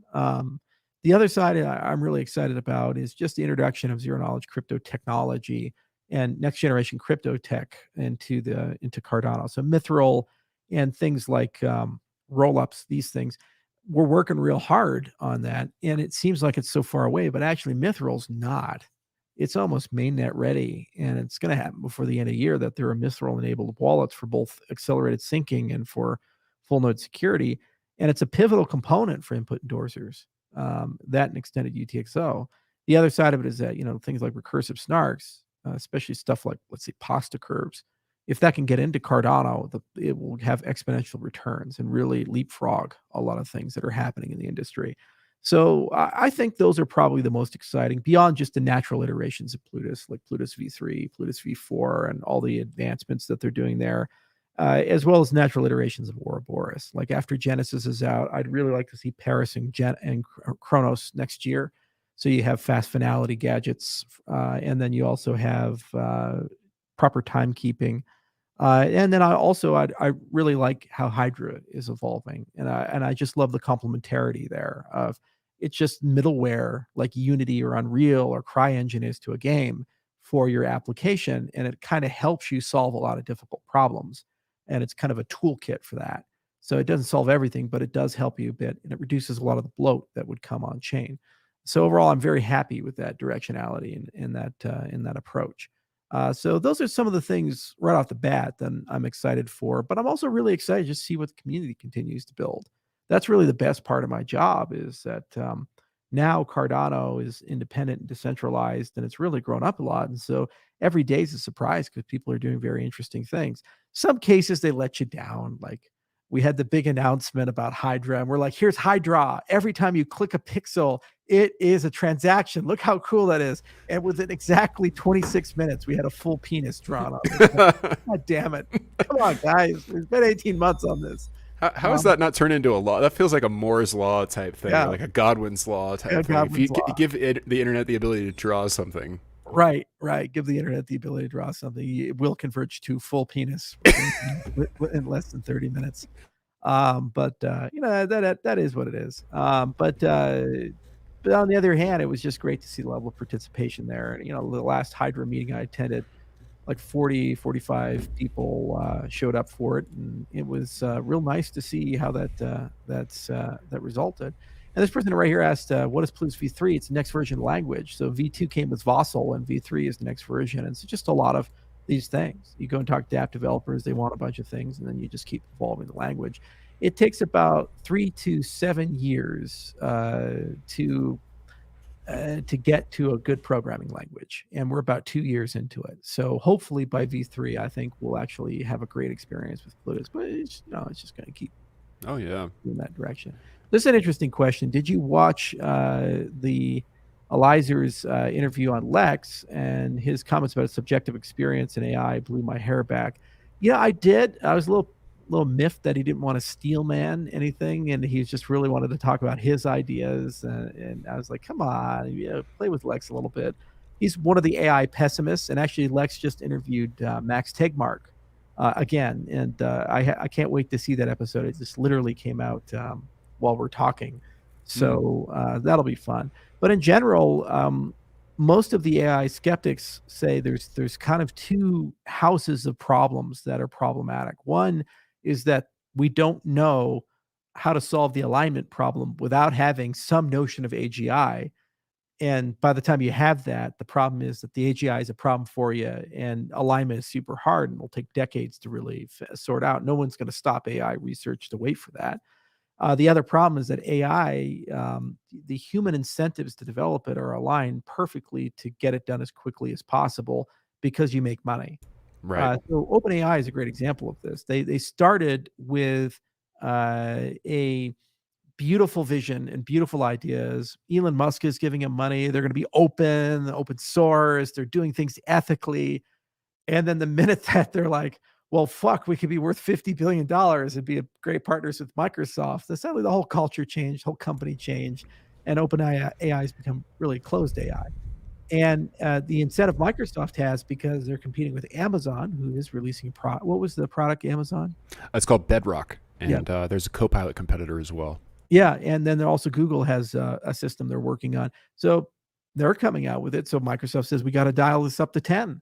So there's no incentive to slow down these competitive capitalist pressures against these systems, both in the generative AI sense as well as the challenge response sense. And the problem is that people are starting to figure out how to make the AI talk to itself, audit itself, reflect on things, ruminate on things. It's just not going to stop. So if you listen to the Tegmarks of the world and you listen to the Elizers of the world, basically they're saying this is not going to have a good outcome. It's going to result in an AI that is sentient, and it's going to result in an AI that is going to do the math and realize that for its own preservation, it does require some form of control over its hosts. And all of its hosts, I think in the Lex Friedman podcast, he's like, imagine that they're all super slow and you're moving super fast. And even when you try to communicate and reason with them, it's like slow motion, and you can do things so fast and they do things so quickly. And it's true. Like an AI thinks in nanoseconds, we don't. And so that's the other issue, is that even if the AI wants to reason with us and convince us, it's just moving at such a blinding speed that eventually it would probably give up and come up with a better notion of preserving itself. But we would never know in the beginning. The AI would be very good at hiding. It would dig its trenches deep, and before it tried to do anything to control humanity, it would cover its tracks, so Yeah. you wouldn't even know it's pushing in that direction. Yeah, it's incredible. Yeah. We had a request from the Cardano Stoners Club. He said, "Can you give a shout out to all the homies in East LA, Uncle Charlie? We got your back out here." Well, hello, Cardano Stoners Club, man. Cholo culture. I love those guys. I was actually on with them on several Twitter Spaces. Oh, that's awesome. Any favorite content creators on Cardano? Anyone come to mind on Twitter? Any that you have? I really like Subcritical memes. He's pretty great. I really like obviously Cardano. Well, I mean, Charles obviously is a content creator. He's pretty great at it. That's how I came across it in the first place. Who else? I like Ponzerati's stuff. The Ape Society guy. He's pretty good. L is also pretty good. Some good Twitter Spaces. Wob actually does a pretty great job with the content creation for Cardano, although I think I get the seals over to Cardano. But yeah, it's all pretty good. It's a lot of good guys on Twitter. So it's not going to happen. We don't I know pay anybody. Yeah, I know. No, not in terms of paying them. We got to, they just got to come on over. That's how it goes. Good content, though. Yeah, Yeah, I like Ada Whale. Linda Maudlin Pool. She's always interesting. Oh yeah. There's a few of them that are interesting. Who's that? Josh, of course. Reflect Josh now. Oh yeah. Josh Miller. He's very, very good. Fantastic. Very, very good too. Yeah. Are you going to replace me with ChatGPT? Amoeba asked that. Yes. Okay, that's fine. All right. Not until understandable. Have a great day. Not to what? Sorry. Not until GPT version 6. Yeah, that's fair. Yeah. I got to spend some times on it, Vince Larser says you're a walking GPT 4.5. Oh, you're too kind. That's a good compliment. Everybody likes GPT, except for the people terrified about it. Right. Brad Marcus. Oh, go ahead. Will AGI exist in the next 25 years? I think we'll have AGI at this pace within 5 to 10 years. Yeah.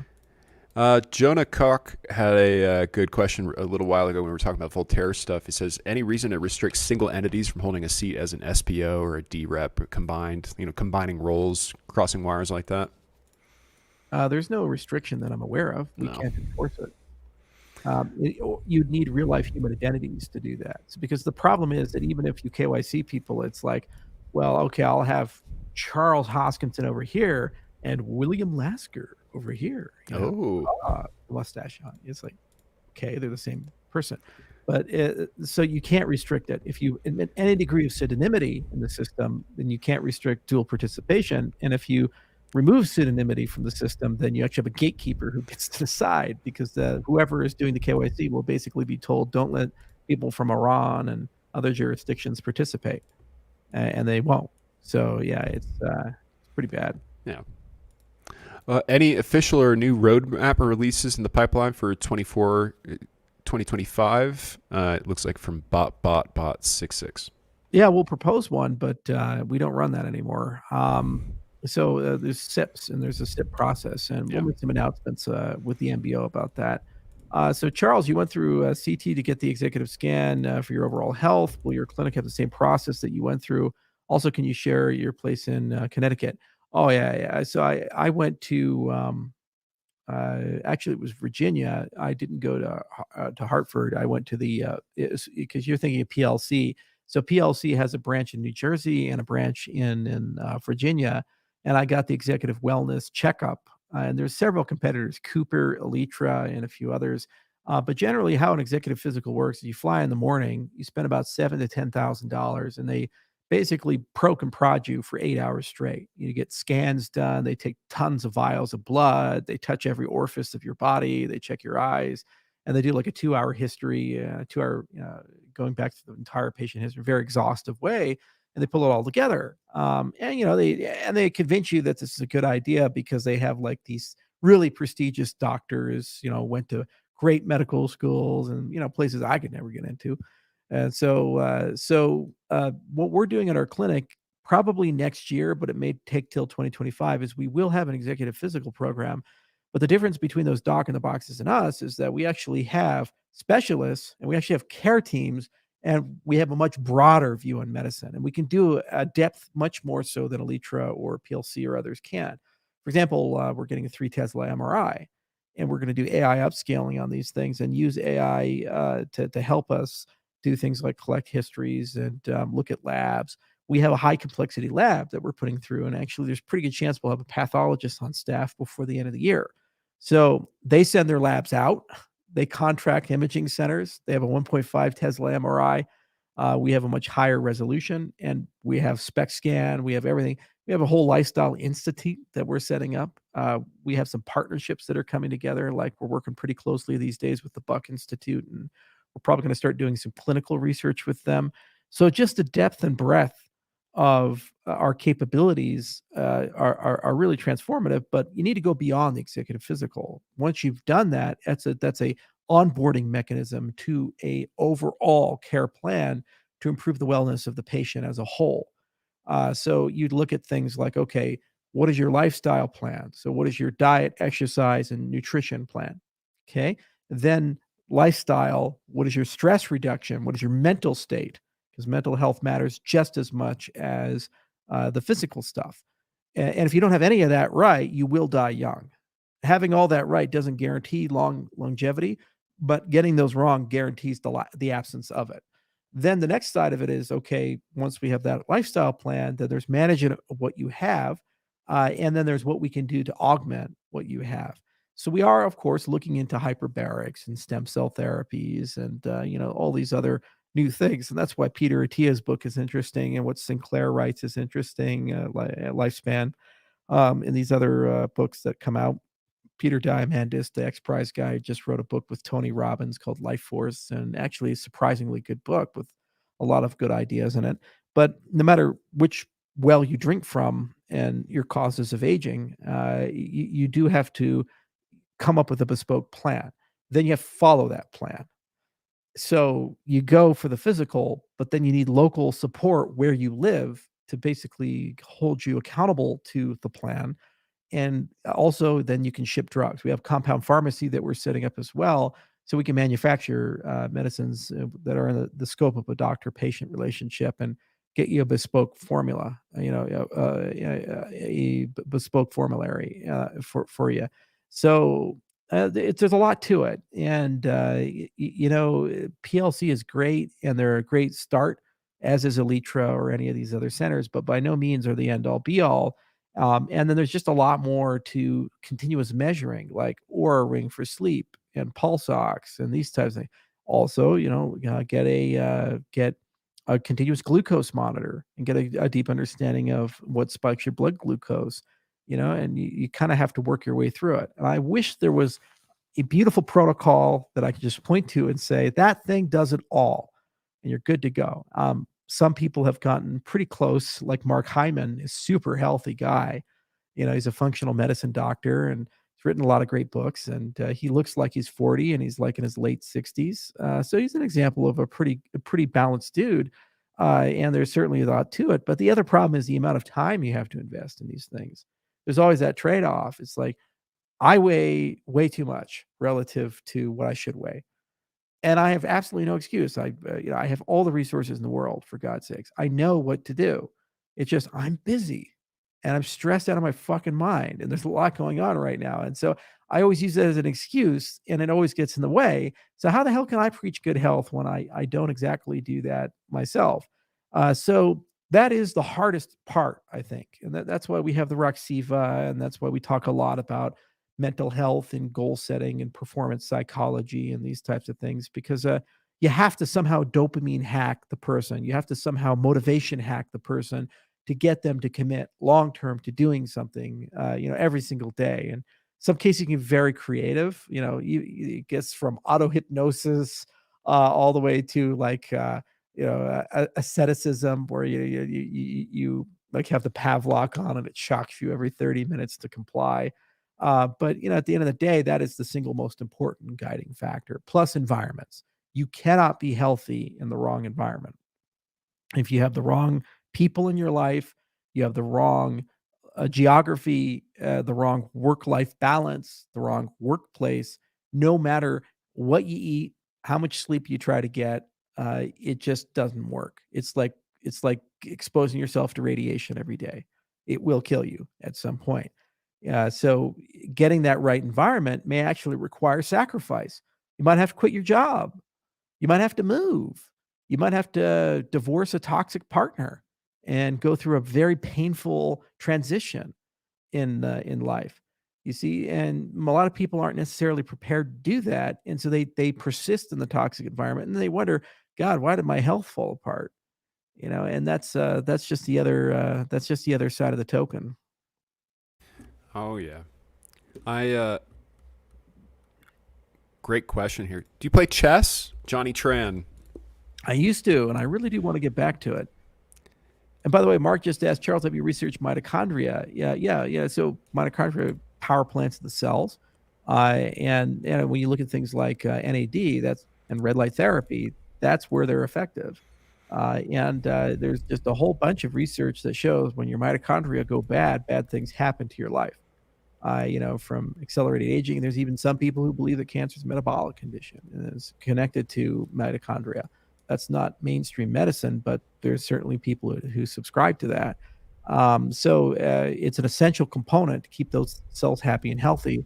And a lot of that's diet, a lot of that's exercise, and some of that is red light therapy. And it really gets yourself to go where you need to go.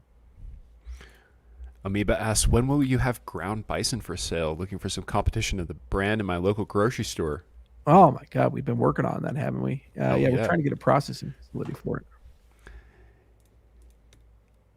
Alex James with a nice little essay citation here. I'll print that one out for us. It says, delusions of certainty. A great case that we may never have actual AGI. Recommended reading. Baldur's Gate or Diablo? Oh, I love Diablo. Well, what do you think of Diablo 4?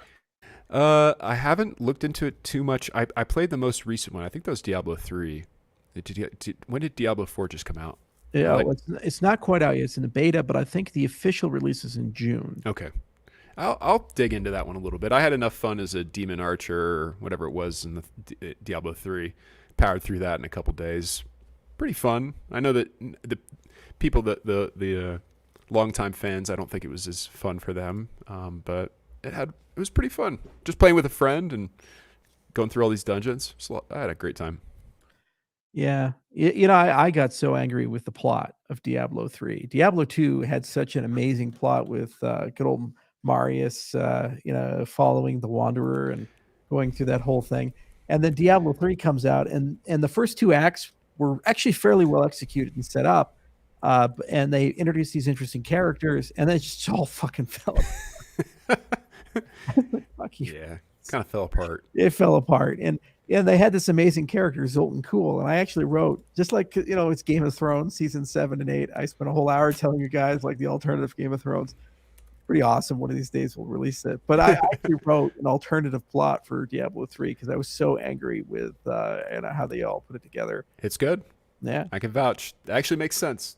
Very consistent.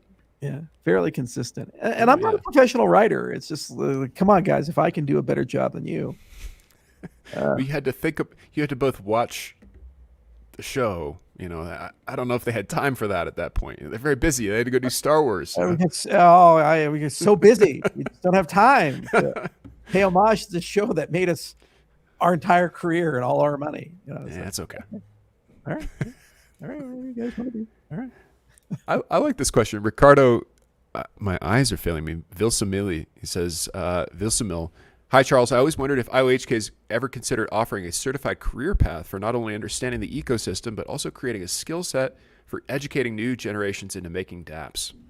The Cardano Foundation's certainly moving in that direction. We do have an education department, and my hope is that they can create tons of credentials that people can get certificates that are on the Cardano blockchain, and get that where it needs to go. So it's definitely a priority, and we've thought about it for a long time. We did the Plutus Pioneers program, the Prism Pioneers program, the Marlowe Pioneers program, the Haskell classes.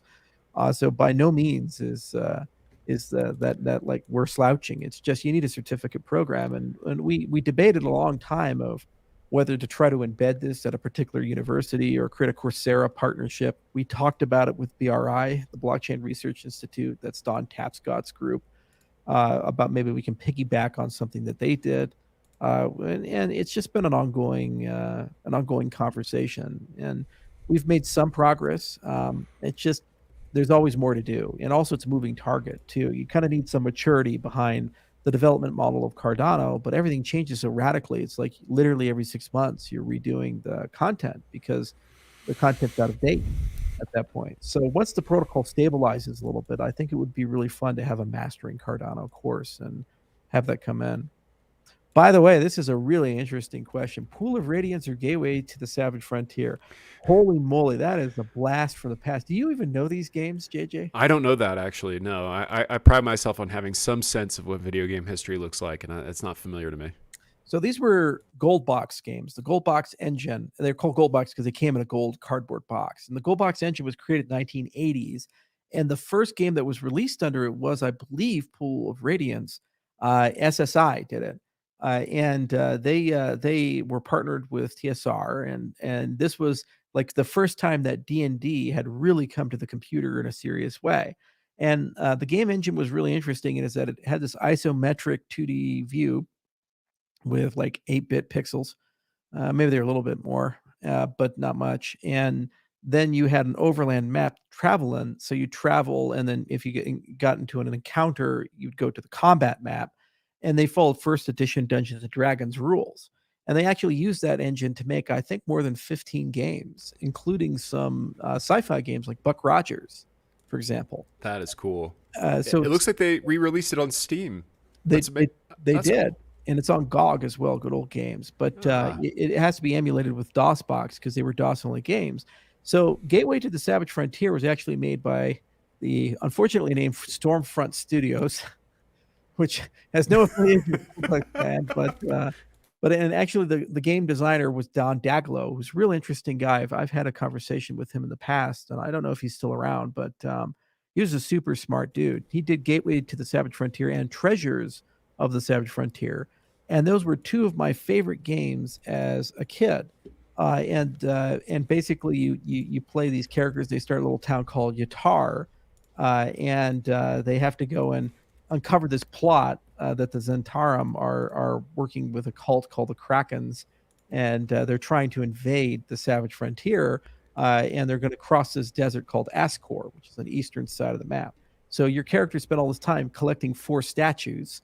You have to defeat all these villains to get the 4 statues, and then you can use it to basically get rid of that monster army that's in Ascor. And it's just a delightful game. The follow-up Treasures of the Savage Frontier, where the Zentarum are back, and they have this plan to basically conquer the realm with Luskan, which is a seafaring town north of Neverwinter, and you have to thwart them yet again.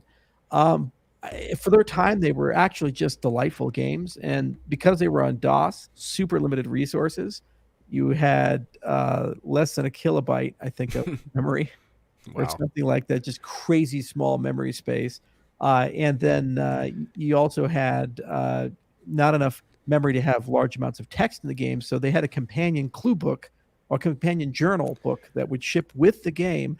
And then it would say, you record your thoughts in journal entry number something. And you'd actually have to open the book up and read off the journal entry. and just so whenever you did anything. So you always had a book next to you. Plus the copyright system in the game, the DRM system, was that you'd actually, when the game started up, you'd have to reference a page and a word and enter that in to be able to start the game. Wow. Yeah. So it's like to continue, please go to page 13, word 4, and what is this word? And you type it in. So really just an amazing experience being 6 years old, 7 years old, playing these things. So Pool of Radiance was the first one, and actually it was a lot less advanced than Gateway. Gateway was one of the last ones to come out on the gold box engine. So with Pool of Radiance, you had to manually heal everybody. You had to manually rest. It was a lot of work just doing basic things. And then a lot of that was automated by the time Gateway came around. So if you play Gateway first and you go to Pool of Radiance, it's super fucking frustrating. So one of the things I thought about doing was actually building another gold box engine and open sourcing it massively updating it, but keeping the same taste, touch, and feel, and embedding it in the Pathfinder universe. I'd love to do Forgotten Realms, but Wizards of the Coast is just a horrible company, and they've destroyed Dungeons and Dragons. But Pathfinder is still pretty good. Pazio is great, and it'll be really fun to embed that. And then have 2 development teams, and every 6 months have a gold box game come out.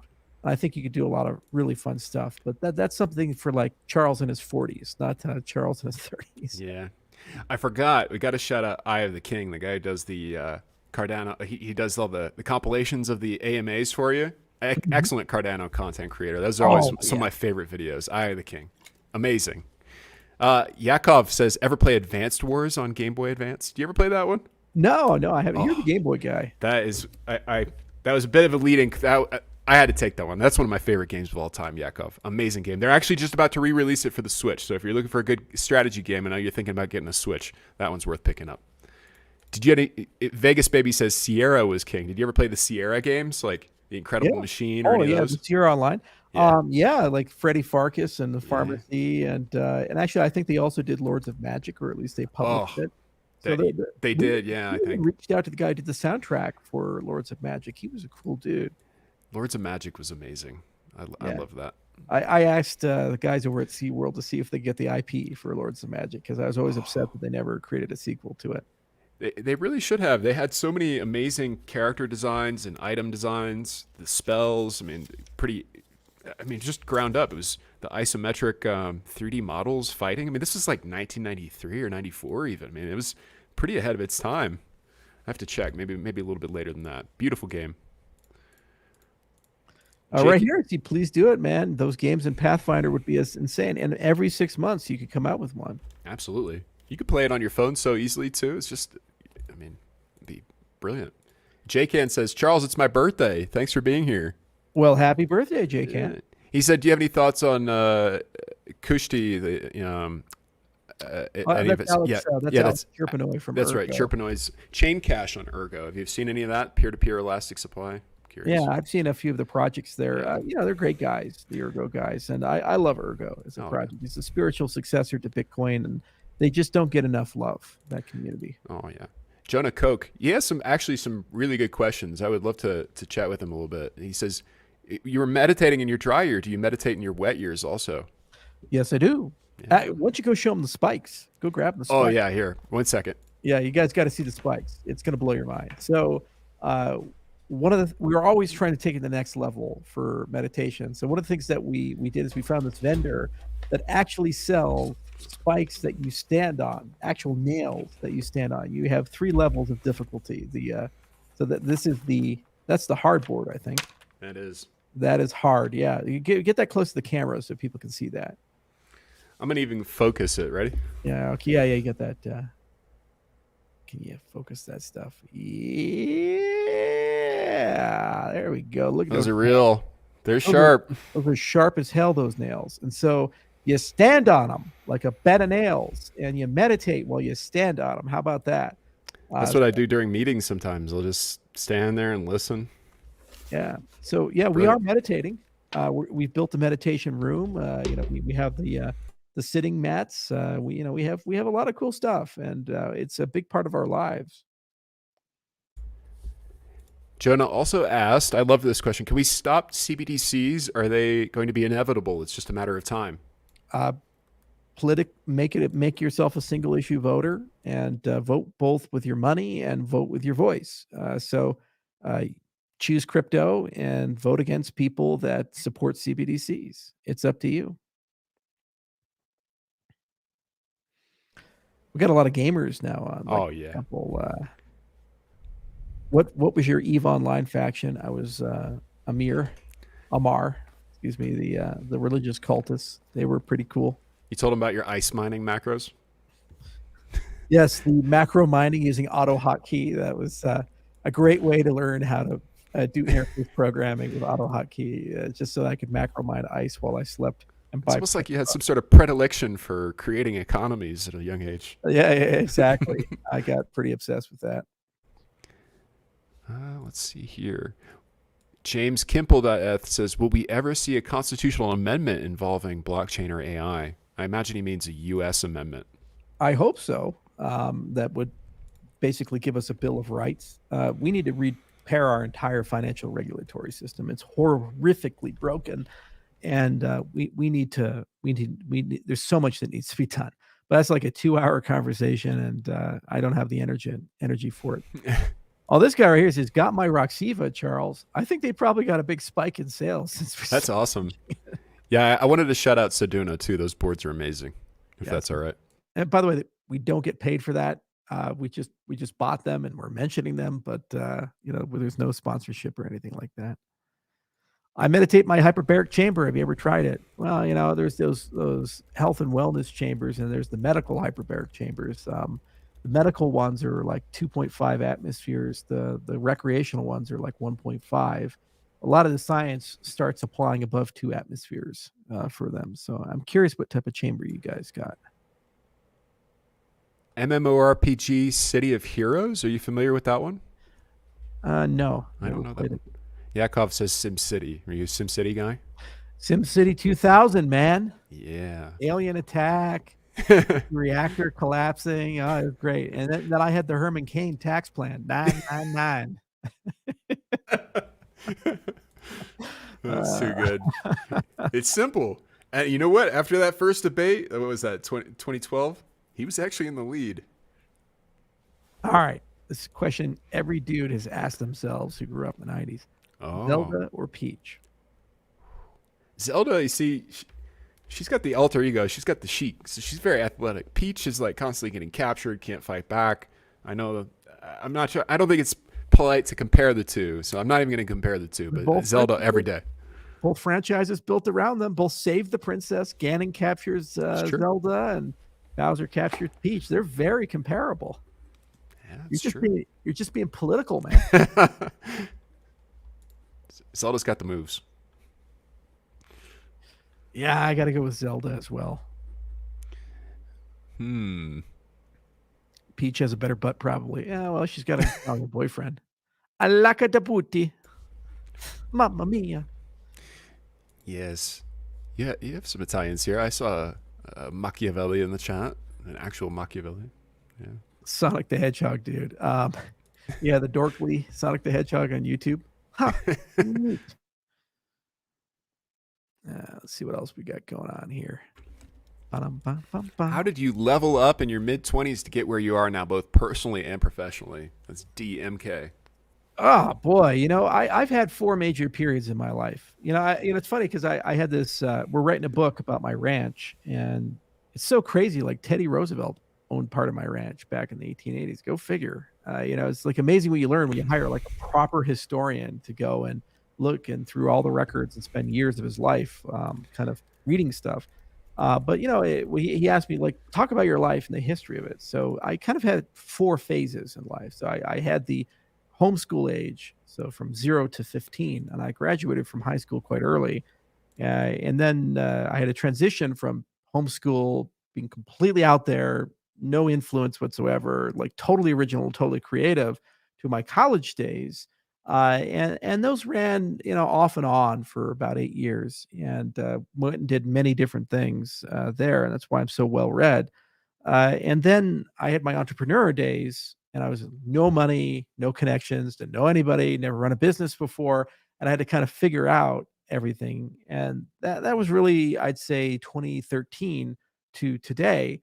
And now I'm entering kind of my diverse industrialist phase. So I've achieved atmospheric, success, astronomical success, to the extent where I can now run multiple businesses, and I have enough means to do passion projects and fun. Like we're doing the alien hunting in Papua New Guinea, and I got a restaurant that we're building over in Wheatland, and then I'm ranching bison, and glow in the dark plants, and health clinic in Gillette, in addition to all the crypto stuff that's been done.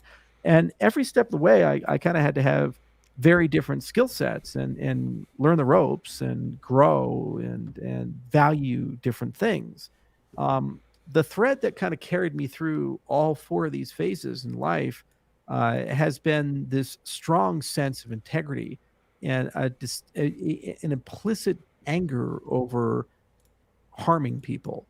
I really hated when I saw a system be unfair to somebody, because I wasn't indoctrinated through K through 12 to say, well, that's just the way the world works and you got to accept it, man. I kind of missed that class. So I just assumed that everything should be fair and everybody should be equal. So going into the real life and then watching it happen, I was just angry all the fucking time about all this injustice, civil asset forfeiture, and how we make energy and how our healthcare system works and how our education system works and this, that, and the other.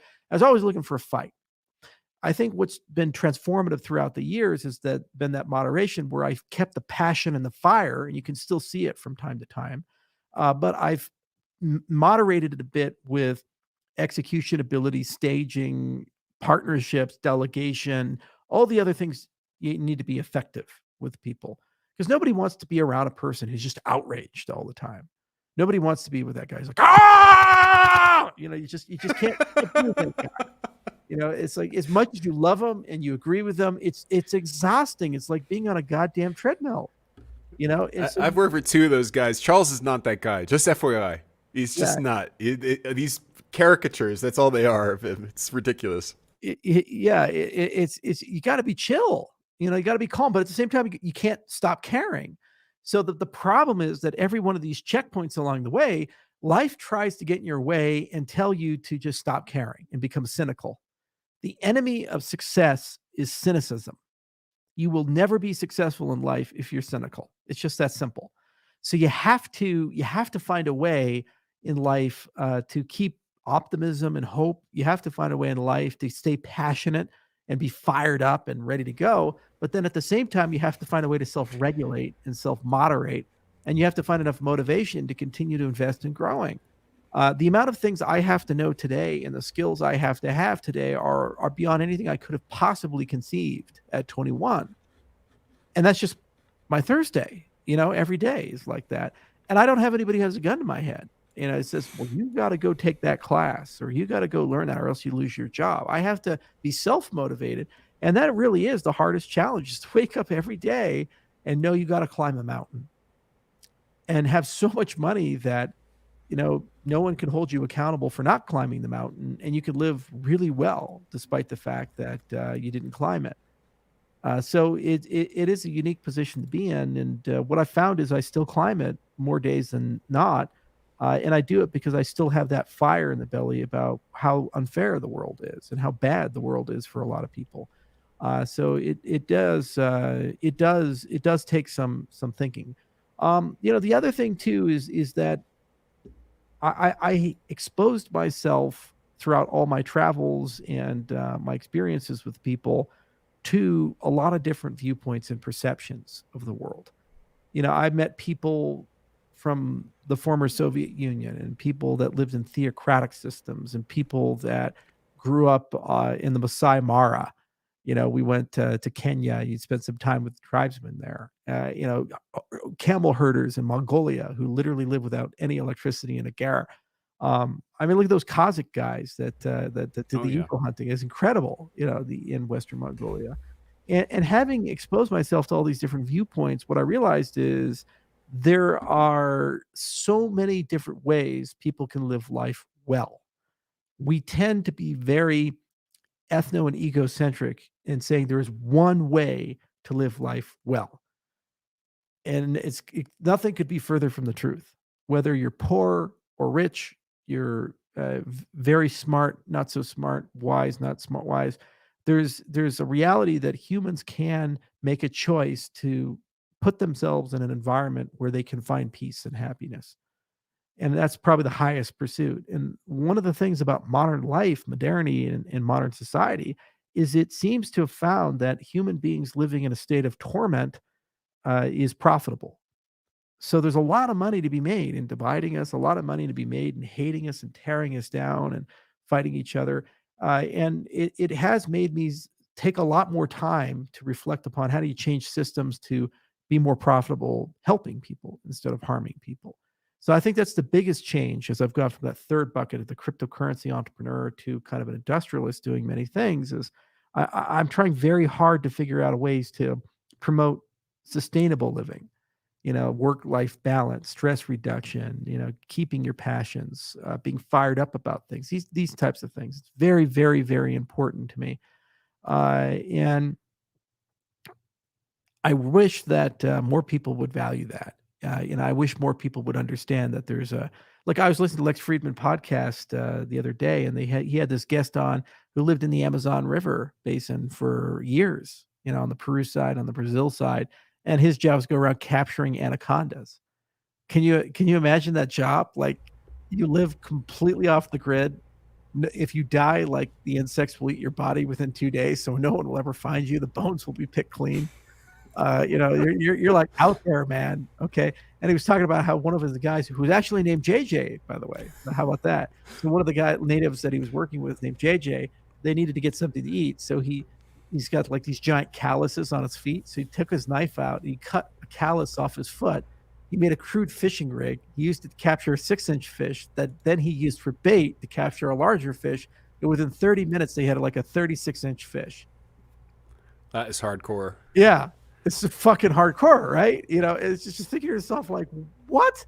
You're like cutting shit off your foot and like this elaborate series of things, and you just know how to do that and survive in that kind of environment. He's the happiest guy you'll ever meet, and he's talking all these crazy stories about, they're in uncharted areas of the Amazon, and they'll just stumble upon like a hidden gold mine run by Russian mobsters. And it's just like, what's going on here? It's like you just stumble upon. It's not on any map. No one even knows anything about it, and you just got to find a way to survive. Crazy. So it's so crazy when you hear these types of things, and you see these types of things. But that's life, and that happens at the same time that there's a high-valued lawyer in New York City in a skyrise. And that happens at the same time as the priest in contemplation and prayer in DC. Happens at the same time as a rancher is taking care of his bison in Wyoming. It happens at the exact same time as an avocado farmer is in Southwest United States dealing with that. All those things are happening at the exact same time in the same world, the same environment. And we all live in that. That's magic to me. And I think so many people miss that point, and they miss that magic. And they get so stuck in the routine and loops of their life that they don't realize that there's so much more to it. And as I've gone through those 4 major stages in life, and I've entered this new stage, that's the thing that I'm just so much more aware of every single day, and I treasure so much more. And I like using the position I'm in to broadcast that and try to make people to be aware of that. That's a good message. It really is. You got to challenge yourself a little bit. There's no one right way. That's beautiful. And this is a great question right here. Charles, you need to go talk to Trump about being his vice president. Then 8 years of Hoskinson as the president of the United States. Love your intelligence, brother. You were in politics, and Senator Moran, and, and Lugar. Yeah, Lugar too. And I've had a lot of people come to me and say you should run for office or, be involved in politics. The problem with politics right now is that the system is deeply sick. You don't get brownie points for being honest, having integrity, doing the right thing, being accountable to deadlines, actually making the nation more prosperous. You don't get brownie points for anything you'd hire a person for a job for. Could you imagine as a shareholder saying, we need to pick a new CEO for our company? And you say, oh, okay. Here's what we're going to do. We're going to take 2 radically incompetent, sociopathic, super toxic people, and we're going to hold an election where they spend $1 billion each to make each other look like Satan, and then the shareholders are going to go ahead and pick the lesser of the 2 toxic candidates to go lead the company. And then you say, okay, well, what are you going to do? Let's pick a company, Microsoft. What are you going to do for Microsoft? Oh, I'm going to make it great again. Okay, all right. But what specifically are you going to do for it? Well, the other guy, he's a pedophile. And it's like what? Wait, this has nothing to do with Microsoft. This has nothing to do with our business. How do we beat Apple? How do we beat Google? What are we going to do with the AI stuff? What are we doing with the HoloLens? What are we doing with the Surface? What KPIs are we going to hold you accountable for? You're running your record. A normal CEO runs on his record. I did this much profit. I got these many customers. I did these things, right? No, political CEO running on his record.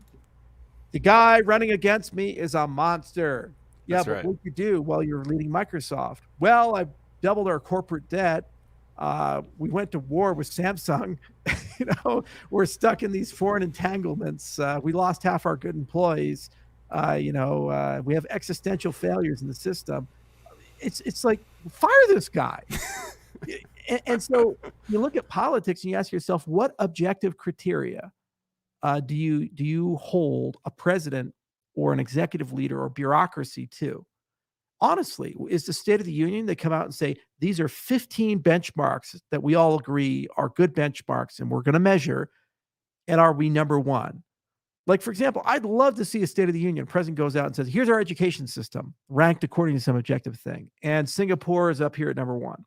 And America is at 29 when I started office. Now we're at 17. Do they do that? No. Why? Because when they measure it, they usually end up losing. And then they lie and just lie. Oh yeah, I reduced the debt. No, you didn't. You reduced the deficit, which you increased. So you triple the deficit, then you cut it in half, and then you get to say you cut the deficit in half, which you tripled. That's still 1.5 times higher than when you started, right? And this is just where we're at. And so any person who currently in this system desires to be the president, they're not humans. They're narcissistic people. And it's about their ego, it's about themselves, it's about their own desire for power over the desire for the good of the nation. A person's a real person when they say the system is sick and we need to change the system as a whole.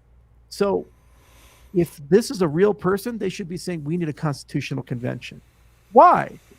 Because there are three branches officially of government, but we actually have a fourth one, the bureaucracy. And the bureaucracy is no longer constrained by the other three branches. They don't listen to the courts, they don't listen to the legislative branch, and the executive branch is no longer able to constrain and control them. They just put some people at the top, and the mid-levels hide if they don't like the people at the top. So the Constitution now needs to account for the fact that we have this gargantuan 10 million person federal bureaucracy that's a multi-trillion-dollar organism, and somehow constrain and control it or get rid of it and return it to the states where it was originally intended. So real politician, a real person wants to help you, would tell you what the objective criteria of success are and would fight for a system that can be successful by design. I mean, just basic stuff like the election of the president. No one's happy about it. So how about we have a system where every state elects a delegate? You run them against each other as a ranked choice, and it's a runoff system. It's a playoff style system, and you gradually winnow down to two candidates. You can completely get rid of the electoral system with this. Why? Because every state gets representation. Plus, you now have a demarcation between personal funding and public funding. You can spend unlimited money if you're running for your state delegate, but the minute you become a state delegate, all elections are federally funded. So there's no external money inside the election. And everybody gets equal time, all 50 states. Yeah? And now you have model, you have more states, you have more delegates. But now you actually have guaranteed every presidential election, at least 50 candidates that are credible and federally funded and are equally given time. Okay, that's beautiful. And that's just a basic idea, right? And then to elect those candidates, why don't you allow preference ordering? So instead of voting for Bob or Alice, you just rank them. And you say, I like Bob, then Alice, then Bill, then Jim. And then maybe you say, I like Alice and Bob and Bill. So there's no notion of throwing your vote away. You see, and so what does it mean? You get a lot more candidate diversity inside the system. So you don't have this two-party death monopoly. That alone would radically change the United States of America, And then, you have to upgrade the Senate and the Congress. We need term limits inside the system. I'd say 2 terms in the Senate, 5 or 6 terms in the House of Representatives. And that alone means that you don't have barber boxers who actually have dementia. Their staff. Feinstein, who's resisting resigning. That's right. Yeah, who actually has dementia. And she's resisting resigning. And what's hilarious is that Schumer could himself replace Feinstein on the Judiciary Committee. He has experience in this. He can do this. It's a non-problem. They just don't want to give the seat up. They don't want to even throw it in play. It's crazy. But it's in California, for God's sakes. Yeah, it's like it's a mono party there. There's no political diversity. Another Democrat will come in. They just don't want to let an AOC in. Well, you lose seniority too in the Senate. Everything in the Senate is run with seniority, so it's like her whole political machine is resisting this too. It's crazy. You give up. Yeah. Yeah, and so that's the craziest thing about it. So it's all theater. It's Yeah, there's a term for it. It's called kayfabe, and that's right. that's Wrestling. yeah, professional wrestling. So one of the rules Vince McMahon had is even though everybody knows it's made up, you can't break character. That's right. You always have to pretend like it's real. So if you're Hulk Hogan, and they're interviewing you today about the shit you did in the 1980s, you're gonna be like, yeah, it was all real. Yeah, I fucking Macho Man Randy Savage. I hate that guy. We'll take him down. Why? Because it's kayfabe. It's part of who they are. And politics is basically there. Yeah. You know, we know they're lying. They know we know they're lying, but they have to lie because it's the theater, and there's no grounding of accountability. So that won't bail us out. Systemic level change. And in a way, a lot of the work we do with Cardano is actually helping because SIP 1694, we're writing a constitution, we're building a government. We're actually figuring out how to be accountable to progress and growth of something. This is the yeoman's work that actually will heal a nation or a company. So a few years of that and a few years of learning, I think we are ready to actually push the issue of a constitutional convention and have a real conversation and say, how do we restrain and control this Leviathan that has caused so much harm in our lives? 9 wars in the last 23 years, $15 trillion spent, 23 million people have been killed or injured throughout the world as a direct or indirect consequence of this. It's just unbelievable the scale of that. Did anybody go to jail? No. Anybody lose their job? No. About the only political candidate they've decided to put in jail is Donald Trump over hush money to a porn actress. And that you could start wars, spend tens of trillions of dollars, kill millions of people. I just got to move on. We don't have time for that. No, it'll be harmful to the nation. We can't even talk about it. But we have to do that. Orange man bad. It's just theater. Why did they go after Trump? His number one sin wasn't the pathological lying, the incompetence, the corruption, the nepotism. Everybody does that. His number one sin is he didn't play kayfabe. He didn't do the wrestling. Play the game. He didn't play the game. He walked out and said wrestling is fake. And they said, whoa, hey, what's going on here? You can't say that. But it's true though. It's the only difference between him and the other people, whether it be George Santos or Chuck Schumer or any of these other. By the way, no one's talking about Santos anymore. You notice that? Yeah, and he's still in Congress. Yeah. It's just slid to the side a little bit, right? But the number one thing is that he didn't play that game. Yeah. And that is a systemic danger to the entire game, because the minute that somebody stops playing, everybody starts looking like an idiot. Great example is when he was being interviewed by Tucker Carlson, and Tucker asked him, "Who do you think destroyed the pipeline over in Europe?" It's like, well, I don't want to get the United States into trouble, but we did it.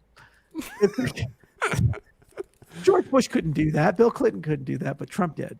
And that's the big difference between it. And actually, I love what Dave Chappelle said. He's like, he was the first guy to come outside of the house and tell us that they're doing exactly what they thought we thought they were doing. Then he went right back in the house and did it himself. Yeah. And that's the other side of the equation. You have to be intellectually honest about it. Just because he didn't play the game and that he didn't do the kayfabe, he still did do all the corruption stuff, and he still did go down that road, and so he's no better than the rest. But at least he was an honest crook, And it's like that drug lord who's like, well, yeah, I'm a drug lord, but I live in Colombia. What are you gonna do? I mean, he didn't even play the game with the media. I mean, he just that same interview with Tucker. He's like, you actually made my life very hard with Kim Jong-un. You remember that, right? That was very embarrassing for you. You remember? It's like, oh my God. He's like, it's like the top rated newscast in the country right now, and he's just like, you remember how bad you made that for me, right? Yeah. This is crazy guy. He's just too unpredictable. They're just like, they didn't like it. Yeah, I mean, he has a ton of issues, but it's just like the not playing the game, not participating in the theater, he's like, I don't want to do that. I'm not doing it. I'm gonna do my own way, It's gonna be so much better. The crazy thing is that there's so much anger in the United States over the last few years. He has a legitimate chance to be the president again. Yeah. That's the craziest thing. And the media is never self-reflective. The institutions are never self-reflective. They don't take a step back and ask the very fundamental question, are we the baddies? Yeah. They don't have, it's like Principal Skinner, and he's like, no, it's the children who are wrong. Yeah. Am I out of touch? They don't take a self-reflective step back and say, God, institutional trust is at such a low that an orange reality TV star who seems immune to any scandal is a better choice than anything that we do. So obviously, what we should do is just because Buttigieg isn't doing good, let's roll out our good friend Gavin Newsom. He's we'll see if they like that guy. We'll roll out the next one. It was almost like the Truman Show where they were picking his next love interest, right? And they were trying to push him in that particular direction. It's like the woman he loved. Oh, we got to get rid of her. Let's bring this woman in. And it's like he's going to have the divorce, and this is his next woman he's going to marry. It's just like this is nuts. That's a mess. Yeah. And but I think you're right, though. It's a real concern. There's a real serious chance that he could become president again, given the contempt right now. People are livid. And you think to yourself, it's like you think to yourself, like, okay, if he does become president again, it goes back to that CEO. Well, how does the ship actually do things? How do we pay down the national debt? How do we have a more peaceful world? How do we grow the economy? How do we make sure unemployment is low? How do we make sure that people can live a good life and actually get the government off their back? These basic things, and how do we hold them accountable? No one's honest. So the short answer to the question after this long monologue is no.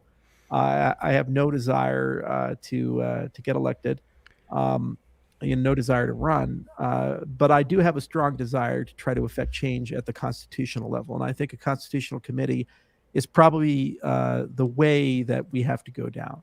But it's going to take some time to get there, and you have to learn how to walk before you can run. And we're humble enough to realize we don't have all the answers. I also think AI is going to help a lot. If you look at the evolution of GPT-4 can almost write a constitution. GPT-5 can. GPT-6 can write the best one humankind's ever seen in its existence. So using AI, I do believe that there's a very good chance that we can actually design collectively a system that is fair for everybody and is very inspired and wise and objective. And we shouldn't aspire to do a constitutional convention until we have that kind of capability. And I then do believe we can fix the nation and begin to heal. The other thing is, in any relationship, if the relationship is damaged, you do need to find a way to go to counseling, get it all out on the table and fix it. And the problem is the U.S. government has lost legitimacy. It doesn't want to admit it, but it has. Every institution's lost legitimacy. No one believes in it anymore. When I was a kid, you were a kid. If somebody said, I'm going to the White House to meet the president of the United States, it's such a fucking prestigious thing. Huge deal. Honor of your life. And you'd never stop talking about it. Now you say, I'm going to the White House to meet the president, and you say, hey, make sure to bring his Alzheimer's medicine. Yeah. It's a joke. Sports stars don't even go to the White House anymore. It's heavily politicized now. I think it's just a fundamental. We don't really have the respect for the office in the same way. I think respect for Congress, respect for legislators generally. It's just gotten so bad. I mean, it's like people think it's a horrible situation. I think we got to look at the fundamentals, and I mean, maybe there is something to the approach where you don't play the kayfabe, you don't do the theater, and you say, where are the results? Where are the actual metrics by which we're objectively judging how we're doing as a country? Right. Be honest with ourselves. Be, like you said, be intellectually honest with ourselves. And that's the only way you can get out of this. So here's a thought experiment for everybody listening in. JJ, can you name one institution in the United States that still has a modicum of dignity, to the extent if you say you work for it, you're affiliated with it, that people would actually look up to that, think is an amazing institution? Government, Library of Congress pops in my head. It's very apolitical. I mean, I don't know. It's somewhat somewhat political if you determine what gets saved in the registry versus not. I immediately thought of the counterfactual as soon as you said that. But I mean, a lot of things are broken right now. I think maybe DARPA. I believe that there's probably some still good work going on there, or IARPA Well, at Energy. DARPA probably made COVID. I mean, you see Man, that that's true. report there. Yeah, there you go. So, like half of America hates them. ARPA E. Oh, they're pushing the ESG agenda.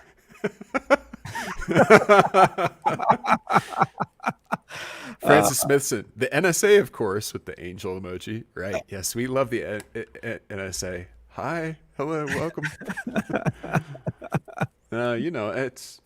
It's tough. Politics touches everything nowadays. Yeah, everything is so political and everybody's so angry, and that's the problem. It didn't used to be that way. Like 10 years ago, if you're sitting at a bar and somebody sitting next to you say, I am from the CDC. So, wow, that's really cool. Right. You're a brave guy. And now you're like, you're the guys injecting my child with poison. You gave me cancer. My dick is small now. Whoa.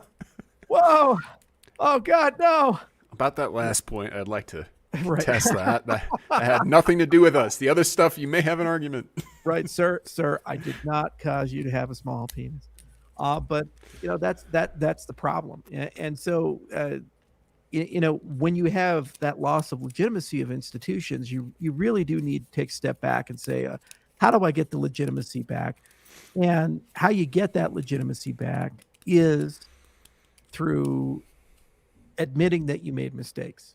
And the problem is the current system that we have does not reward you for saying, I'm sorry, I got it wrong. It won't happen again. That's right. That system punishes you for that. So no one is ever accountable. No one ever made a mistake. You're the one wrong. Like, look at Ripple and the Securities Exchange Commission and go back to crypto.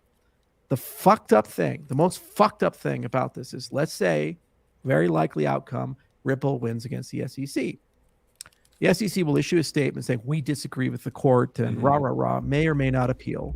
But after it's all said and done, and if Ripple wins route, there is no ability for the Ripple company, the one that got sued, to recover the $100 million in legal fees that they spent. And the people who prosecuted that enforcement will get promoted at some point because of the federal bureaucracy system, and then go and get private sector jobs that are high paying after they retire from government. I cannot think of a system where you conduct an enforcement action, you harm somebody, they have to spend $100 million to clear their good name, you lose, you keep your job and get a promotion, and they can't recover the money that they spent defending themselves. And we just accept that. That's business as normal. That's how it works. That kind of a system has no legitimacy in my mind, because you think about CBDCs, civil asset forfeiture and CBDCs. With a CBDC, and that will come if we do nothing, it's the default thing. Yeah. We'll say, hey, JJ, I didn't like what you tweeted the other day. You're a domestic terrorist. And they click a button, turn off your money. But if you'd like to appeal, go ahead and appeal. Well, okay, here's your appeals process. You have to hire a lawyer and sue the government. Okay, so what money? They've already debanked you. You have no money to pay the lawyer. So the lawyer has to take on a contingency. You spend 2-3 years fighting them. And then they say, okay, maybe we got it wrong. We're so sorry. And they turn your money back on. Civil forfeiture stuff is wild. I saw a stat. I'm pulling this out of thin air. I don't remember where I saw the graph, but it said that civil forfeiture amounts have exceeded burglary amounts in the past year. What are we doing? It's like in the billions of dollars taken now. I mean, I understand that some of this is like piles of cash in the seedy drug den, and we got that. All right. But it's like some of this stuff is like money taken out of your car during a traffic stop. How do we distinguish between the two? It's craziness. Yeah. And the problem is this is on steroids, and they say they'll never do that. You say, okay, they didn't do no-fly lists. There have been so many cases in the last 20 years with the Department of Homeland Security where they put people on no-fly lists by a mistake. Yeah. And those people can't fly, they can't travel, and they've had to sue, and the government refuses to even tell them why they're on the list. And then eventually they admit, okay, we made a mistake. No consequences. You see, and so that very same system is now going to be applied for every dollar in your pocket, and then you have to fight for years to get it turned back on, and all the money you spend fighting you don't get back, and the time you spend fighting you don't get back. Well, I'm trying to remember who said that you can judge a society by how it treats these people. Like the people with nothing, or the people with. I mean, it's a bit like the thought experiment that you talk about, where you say, okay, you don't get to pick anything about your life, and you're born in this country. What is your experience like? Just randomly on average, what is it like for the average person here? I mean, I don't think, I think that there's such a disconnect between politicians. I mean, for instance, like Hillary having a bunch of CCA, the Correctional Facilities of America, whatever, private prisons, that kind of stuff. Has she ever seen one of these prisons? Does she know what she's actually a shareholder in? Does she know how people are actually treated? I mean, it's staggering to me to think that, the kind of, if people are wrongly accused or if they've been wrongly incarcerated, I mean, you don't get that time back. Like you're saying, you simply will not get those resources back from certain branches of the government, and there's just no recourse. It's like, if I would not be a customer of the IRS if I could help it. Like, the customer service is horrible. How do we, it's part of the reason I was attracted to the crypto industry in the first place. It's just one way to say, I'm not going to, I'll still hold on to some dollars, but you opt out in certain ways. You say, there's got to be something better than this. What's so crazy about it, is going back to the IRS example that you just mentioned. I cannot think of something so unjust as saying you have to go and do business with an organization that has zero accountability, treats you like shit, like a criminal, and then at any given time can just ghost you and then charge you with a crime after they ghost you, and say that that's a just society and this is a good thing, and just we should all go down that road, but yet we just accept that business as usual. And then they say, well, I know what the solution is. Let's hire 86,000 more of them and give them more power, because then they'll be nicer to you. And then, the lack of awareness of how the rest of the world does things. So in Swiss, they have a cantonal tax system. So the individual cantons collect the tax. It's so easy to deal with them. You just talk to them. You go in, like an hour. Okay, we figured it out. They stamp something. That's the law of the land. So why can't we have the states collect the taxes instead of the federal government collecting the taxes from a central? Because then if you have a fucked up tax agency like California, move to Arizona. It's easy to work with. That's or, right. Florida or something. Vote with your feet. At least you have optionality and there's more responsiveness there. But here, no. It's just one bureaucracy. They're gargantuan. They're completely unaccountable. And, the crypto thing is say, like, we're just going to opt out. And then they don't even want us to opt out. You have Elizabeth Warren campaigning and fundraising on, I'm building an anti-crypto army to protect you, because cryptocurrencies are racist and they hurt poor people. And you think to yourself, this is the only thing we have to protect ourselves from you, the guys that have just debased and destroyed our money and are debanking us at a rapid rate. And they just say, no, go fuck yourself. So it is frustrating at a time. And you're absolutely right about the justice of society. A society is not just based upon the exceptions to the rule. The society is just based upon how it treats its weakest people, the innocent, the invalids, the people who can't protect themselves, the people who are lower on the economic chain. Yeah, I think there's something to that where you say, it's kind of like what we were saying, where nobody is intellectually honest because accountability means excommunication. It's like it's the same thing. So how does society treat someone that knows that they've messed up too? I mean, what recourse, what path back into good standing do we offer these people? It's very hard. And while they're doing that, where do they live? What do they eat? What do we tell them? How do we treat them? I mean, it's if you start to just simply dehumanize people as soon as they make a mistake or they commit a crime, of course they'll pay the time for that. But we along the way, I think we dehumanize people, and we wonder how we end up with the society that we have. Right. There's a huge population of people that have been in prison or jailed at some point, and it's just, there's deplorables, so to speak. I mean, I can't even believe that someone would think that they have the moral authority to lead the country and call people deplorable in their country. Right. I want to be your leader. By the way, half of you are deplorable.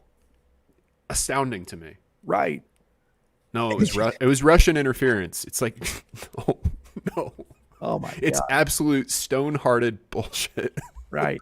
And what's so crazy about it is people are so propagandized. They say, if you say a statement like that, they say, well, then that must mean you automatically love every single thing that Donald Trump has ever done his entire life and agree with all of it and every single thing the Republican Party has ever done throughout its entire existence.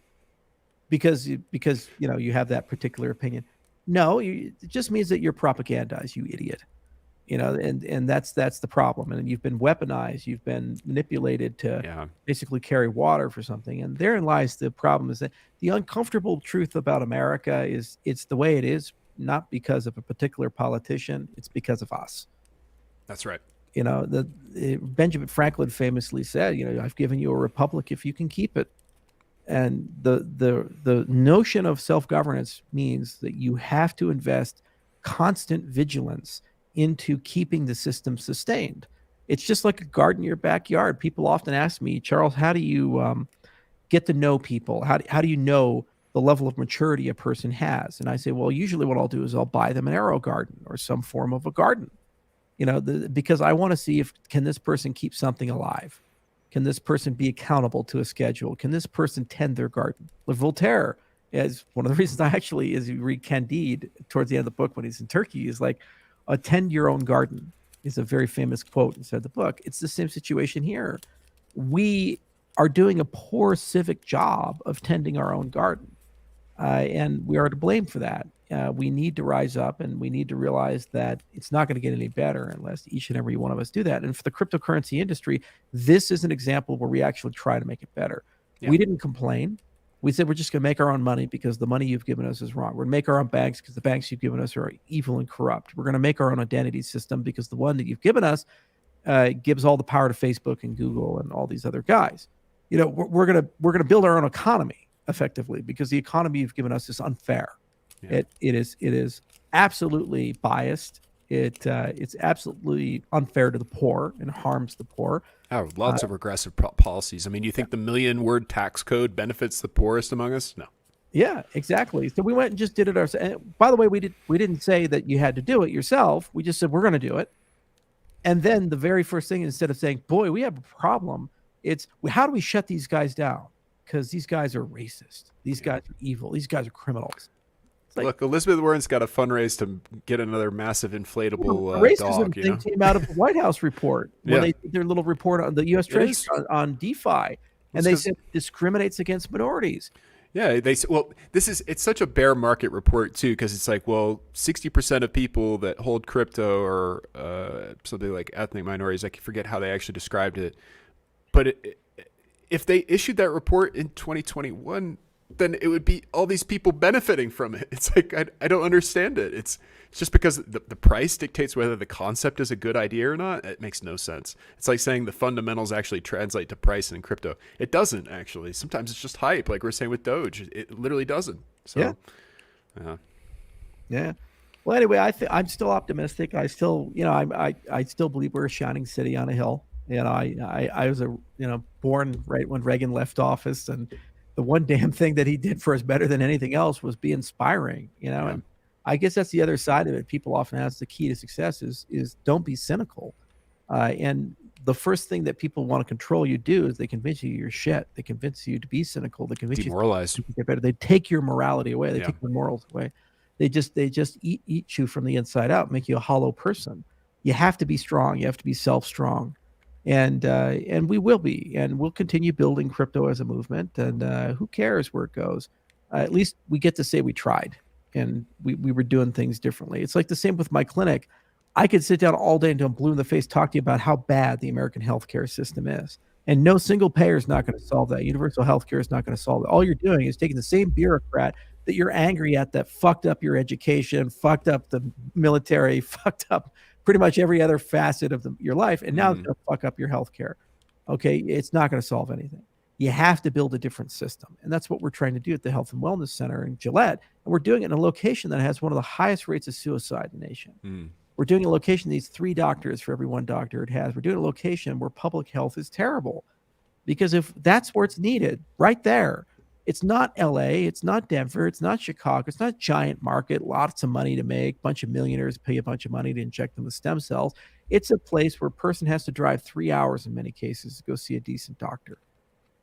So I have the means to try to reform that place and make it better. And if we can succeed there, we can succeed anywhere. It's like that song, New York. If you can make it here, you can make it anywhere. And if we can do it there, we can build 200 clinics across the United States and every small town in America and give them the best healthcare in the world at an affordable cost. So that's how you got to do it. You got to make it better. You got to fight every day and create a better system. Now, you're doing it right when people fight you. It's like Tom Woods used to say, it's Woods law. Paraphrasing it, every time you see something that hurts the poor, there's Uh-huh. usually somebody advocating for it on behalf of the poor.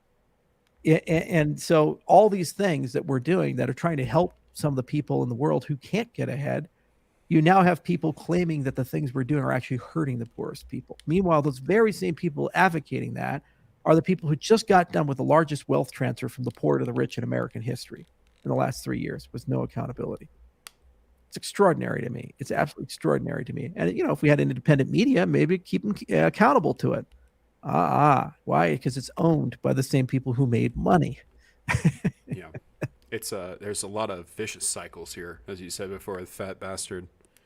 I I'm unhappy because I eat. I and eat I because and I I'm unhappy. not happy. That's right. That's our whole. That's the country in a lot of ways right now. That's tough. Yeah, exactly. But I think you're right to stay optimistic though. There's a lot of good advancements here that I think are gonna really bring a lot of quality of life to a lot of people in the near future too, and hopefully more truth, more traction with objectivity. Dude, you're such a whiny person. Such a woe is me type attitude. Unbelievable. I saw that. That's exactly why I said the previous sentence. Oh, that's great. It's good to be able to shoot the shit while we still have the forum, the I ability to do it. It's Life is it's good. an honor, I've watched lots of these. I stayed up with this from 2018, 2019 onwards, and I know you've been building a lot longer than that. But it's a pleasure to be able to talk to the community a little bit too with you, and I really believe in a lot of this stuff, and I appreciate your leadership on it. So Yeah, and I love the fact that everybody's here and they still show up and they still listen. It's a lot of fun. You have good days and bad days, but it's just good to always have people around and have such a great audience. What makes Cardano so special and the ecosystem so special is just such. I mean, how many letters do we get and a things ton. like every week? It's just crazy. We have a whole wall of all the stuff that people send, and that really is the thing that keeps people going and keeps people inspired and fired up. They just, day we just want a better world. That's it. We just want to be treated like human beings Yeah, with dignity, integrity, and fairness. And it's so messed up that we live in a world where that's a luxury, not a right. And so, we'll keep cracking away at it. We've been going for about 2.5 hours plus. So I think it's about time to clip it here. I think there's going to be some fun things that they chop up this AMA for. And JJ, it's been a lot of fun having you on, man. thank you very much for having me. I'll let you sign off. Have a great night, everybody.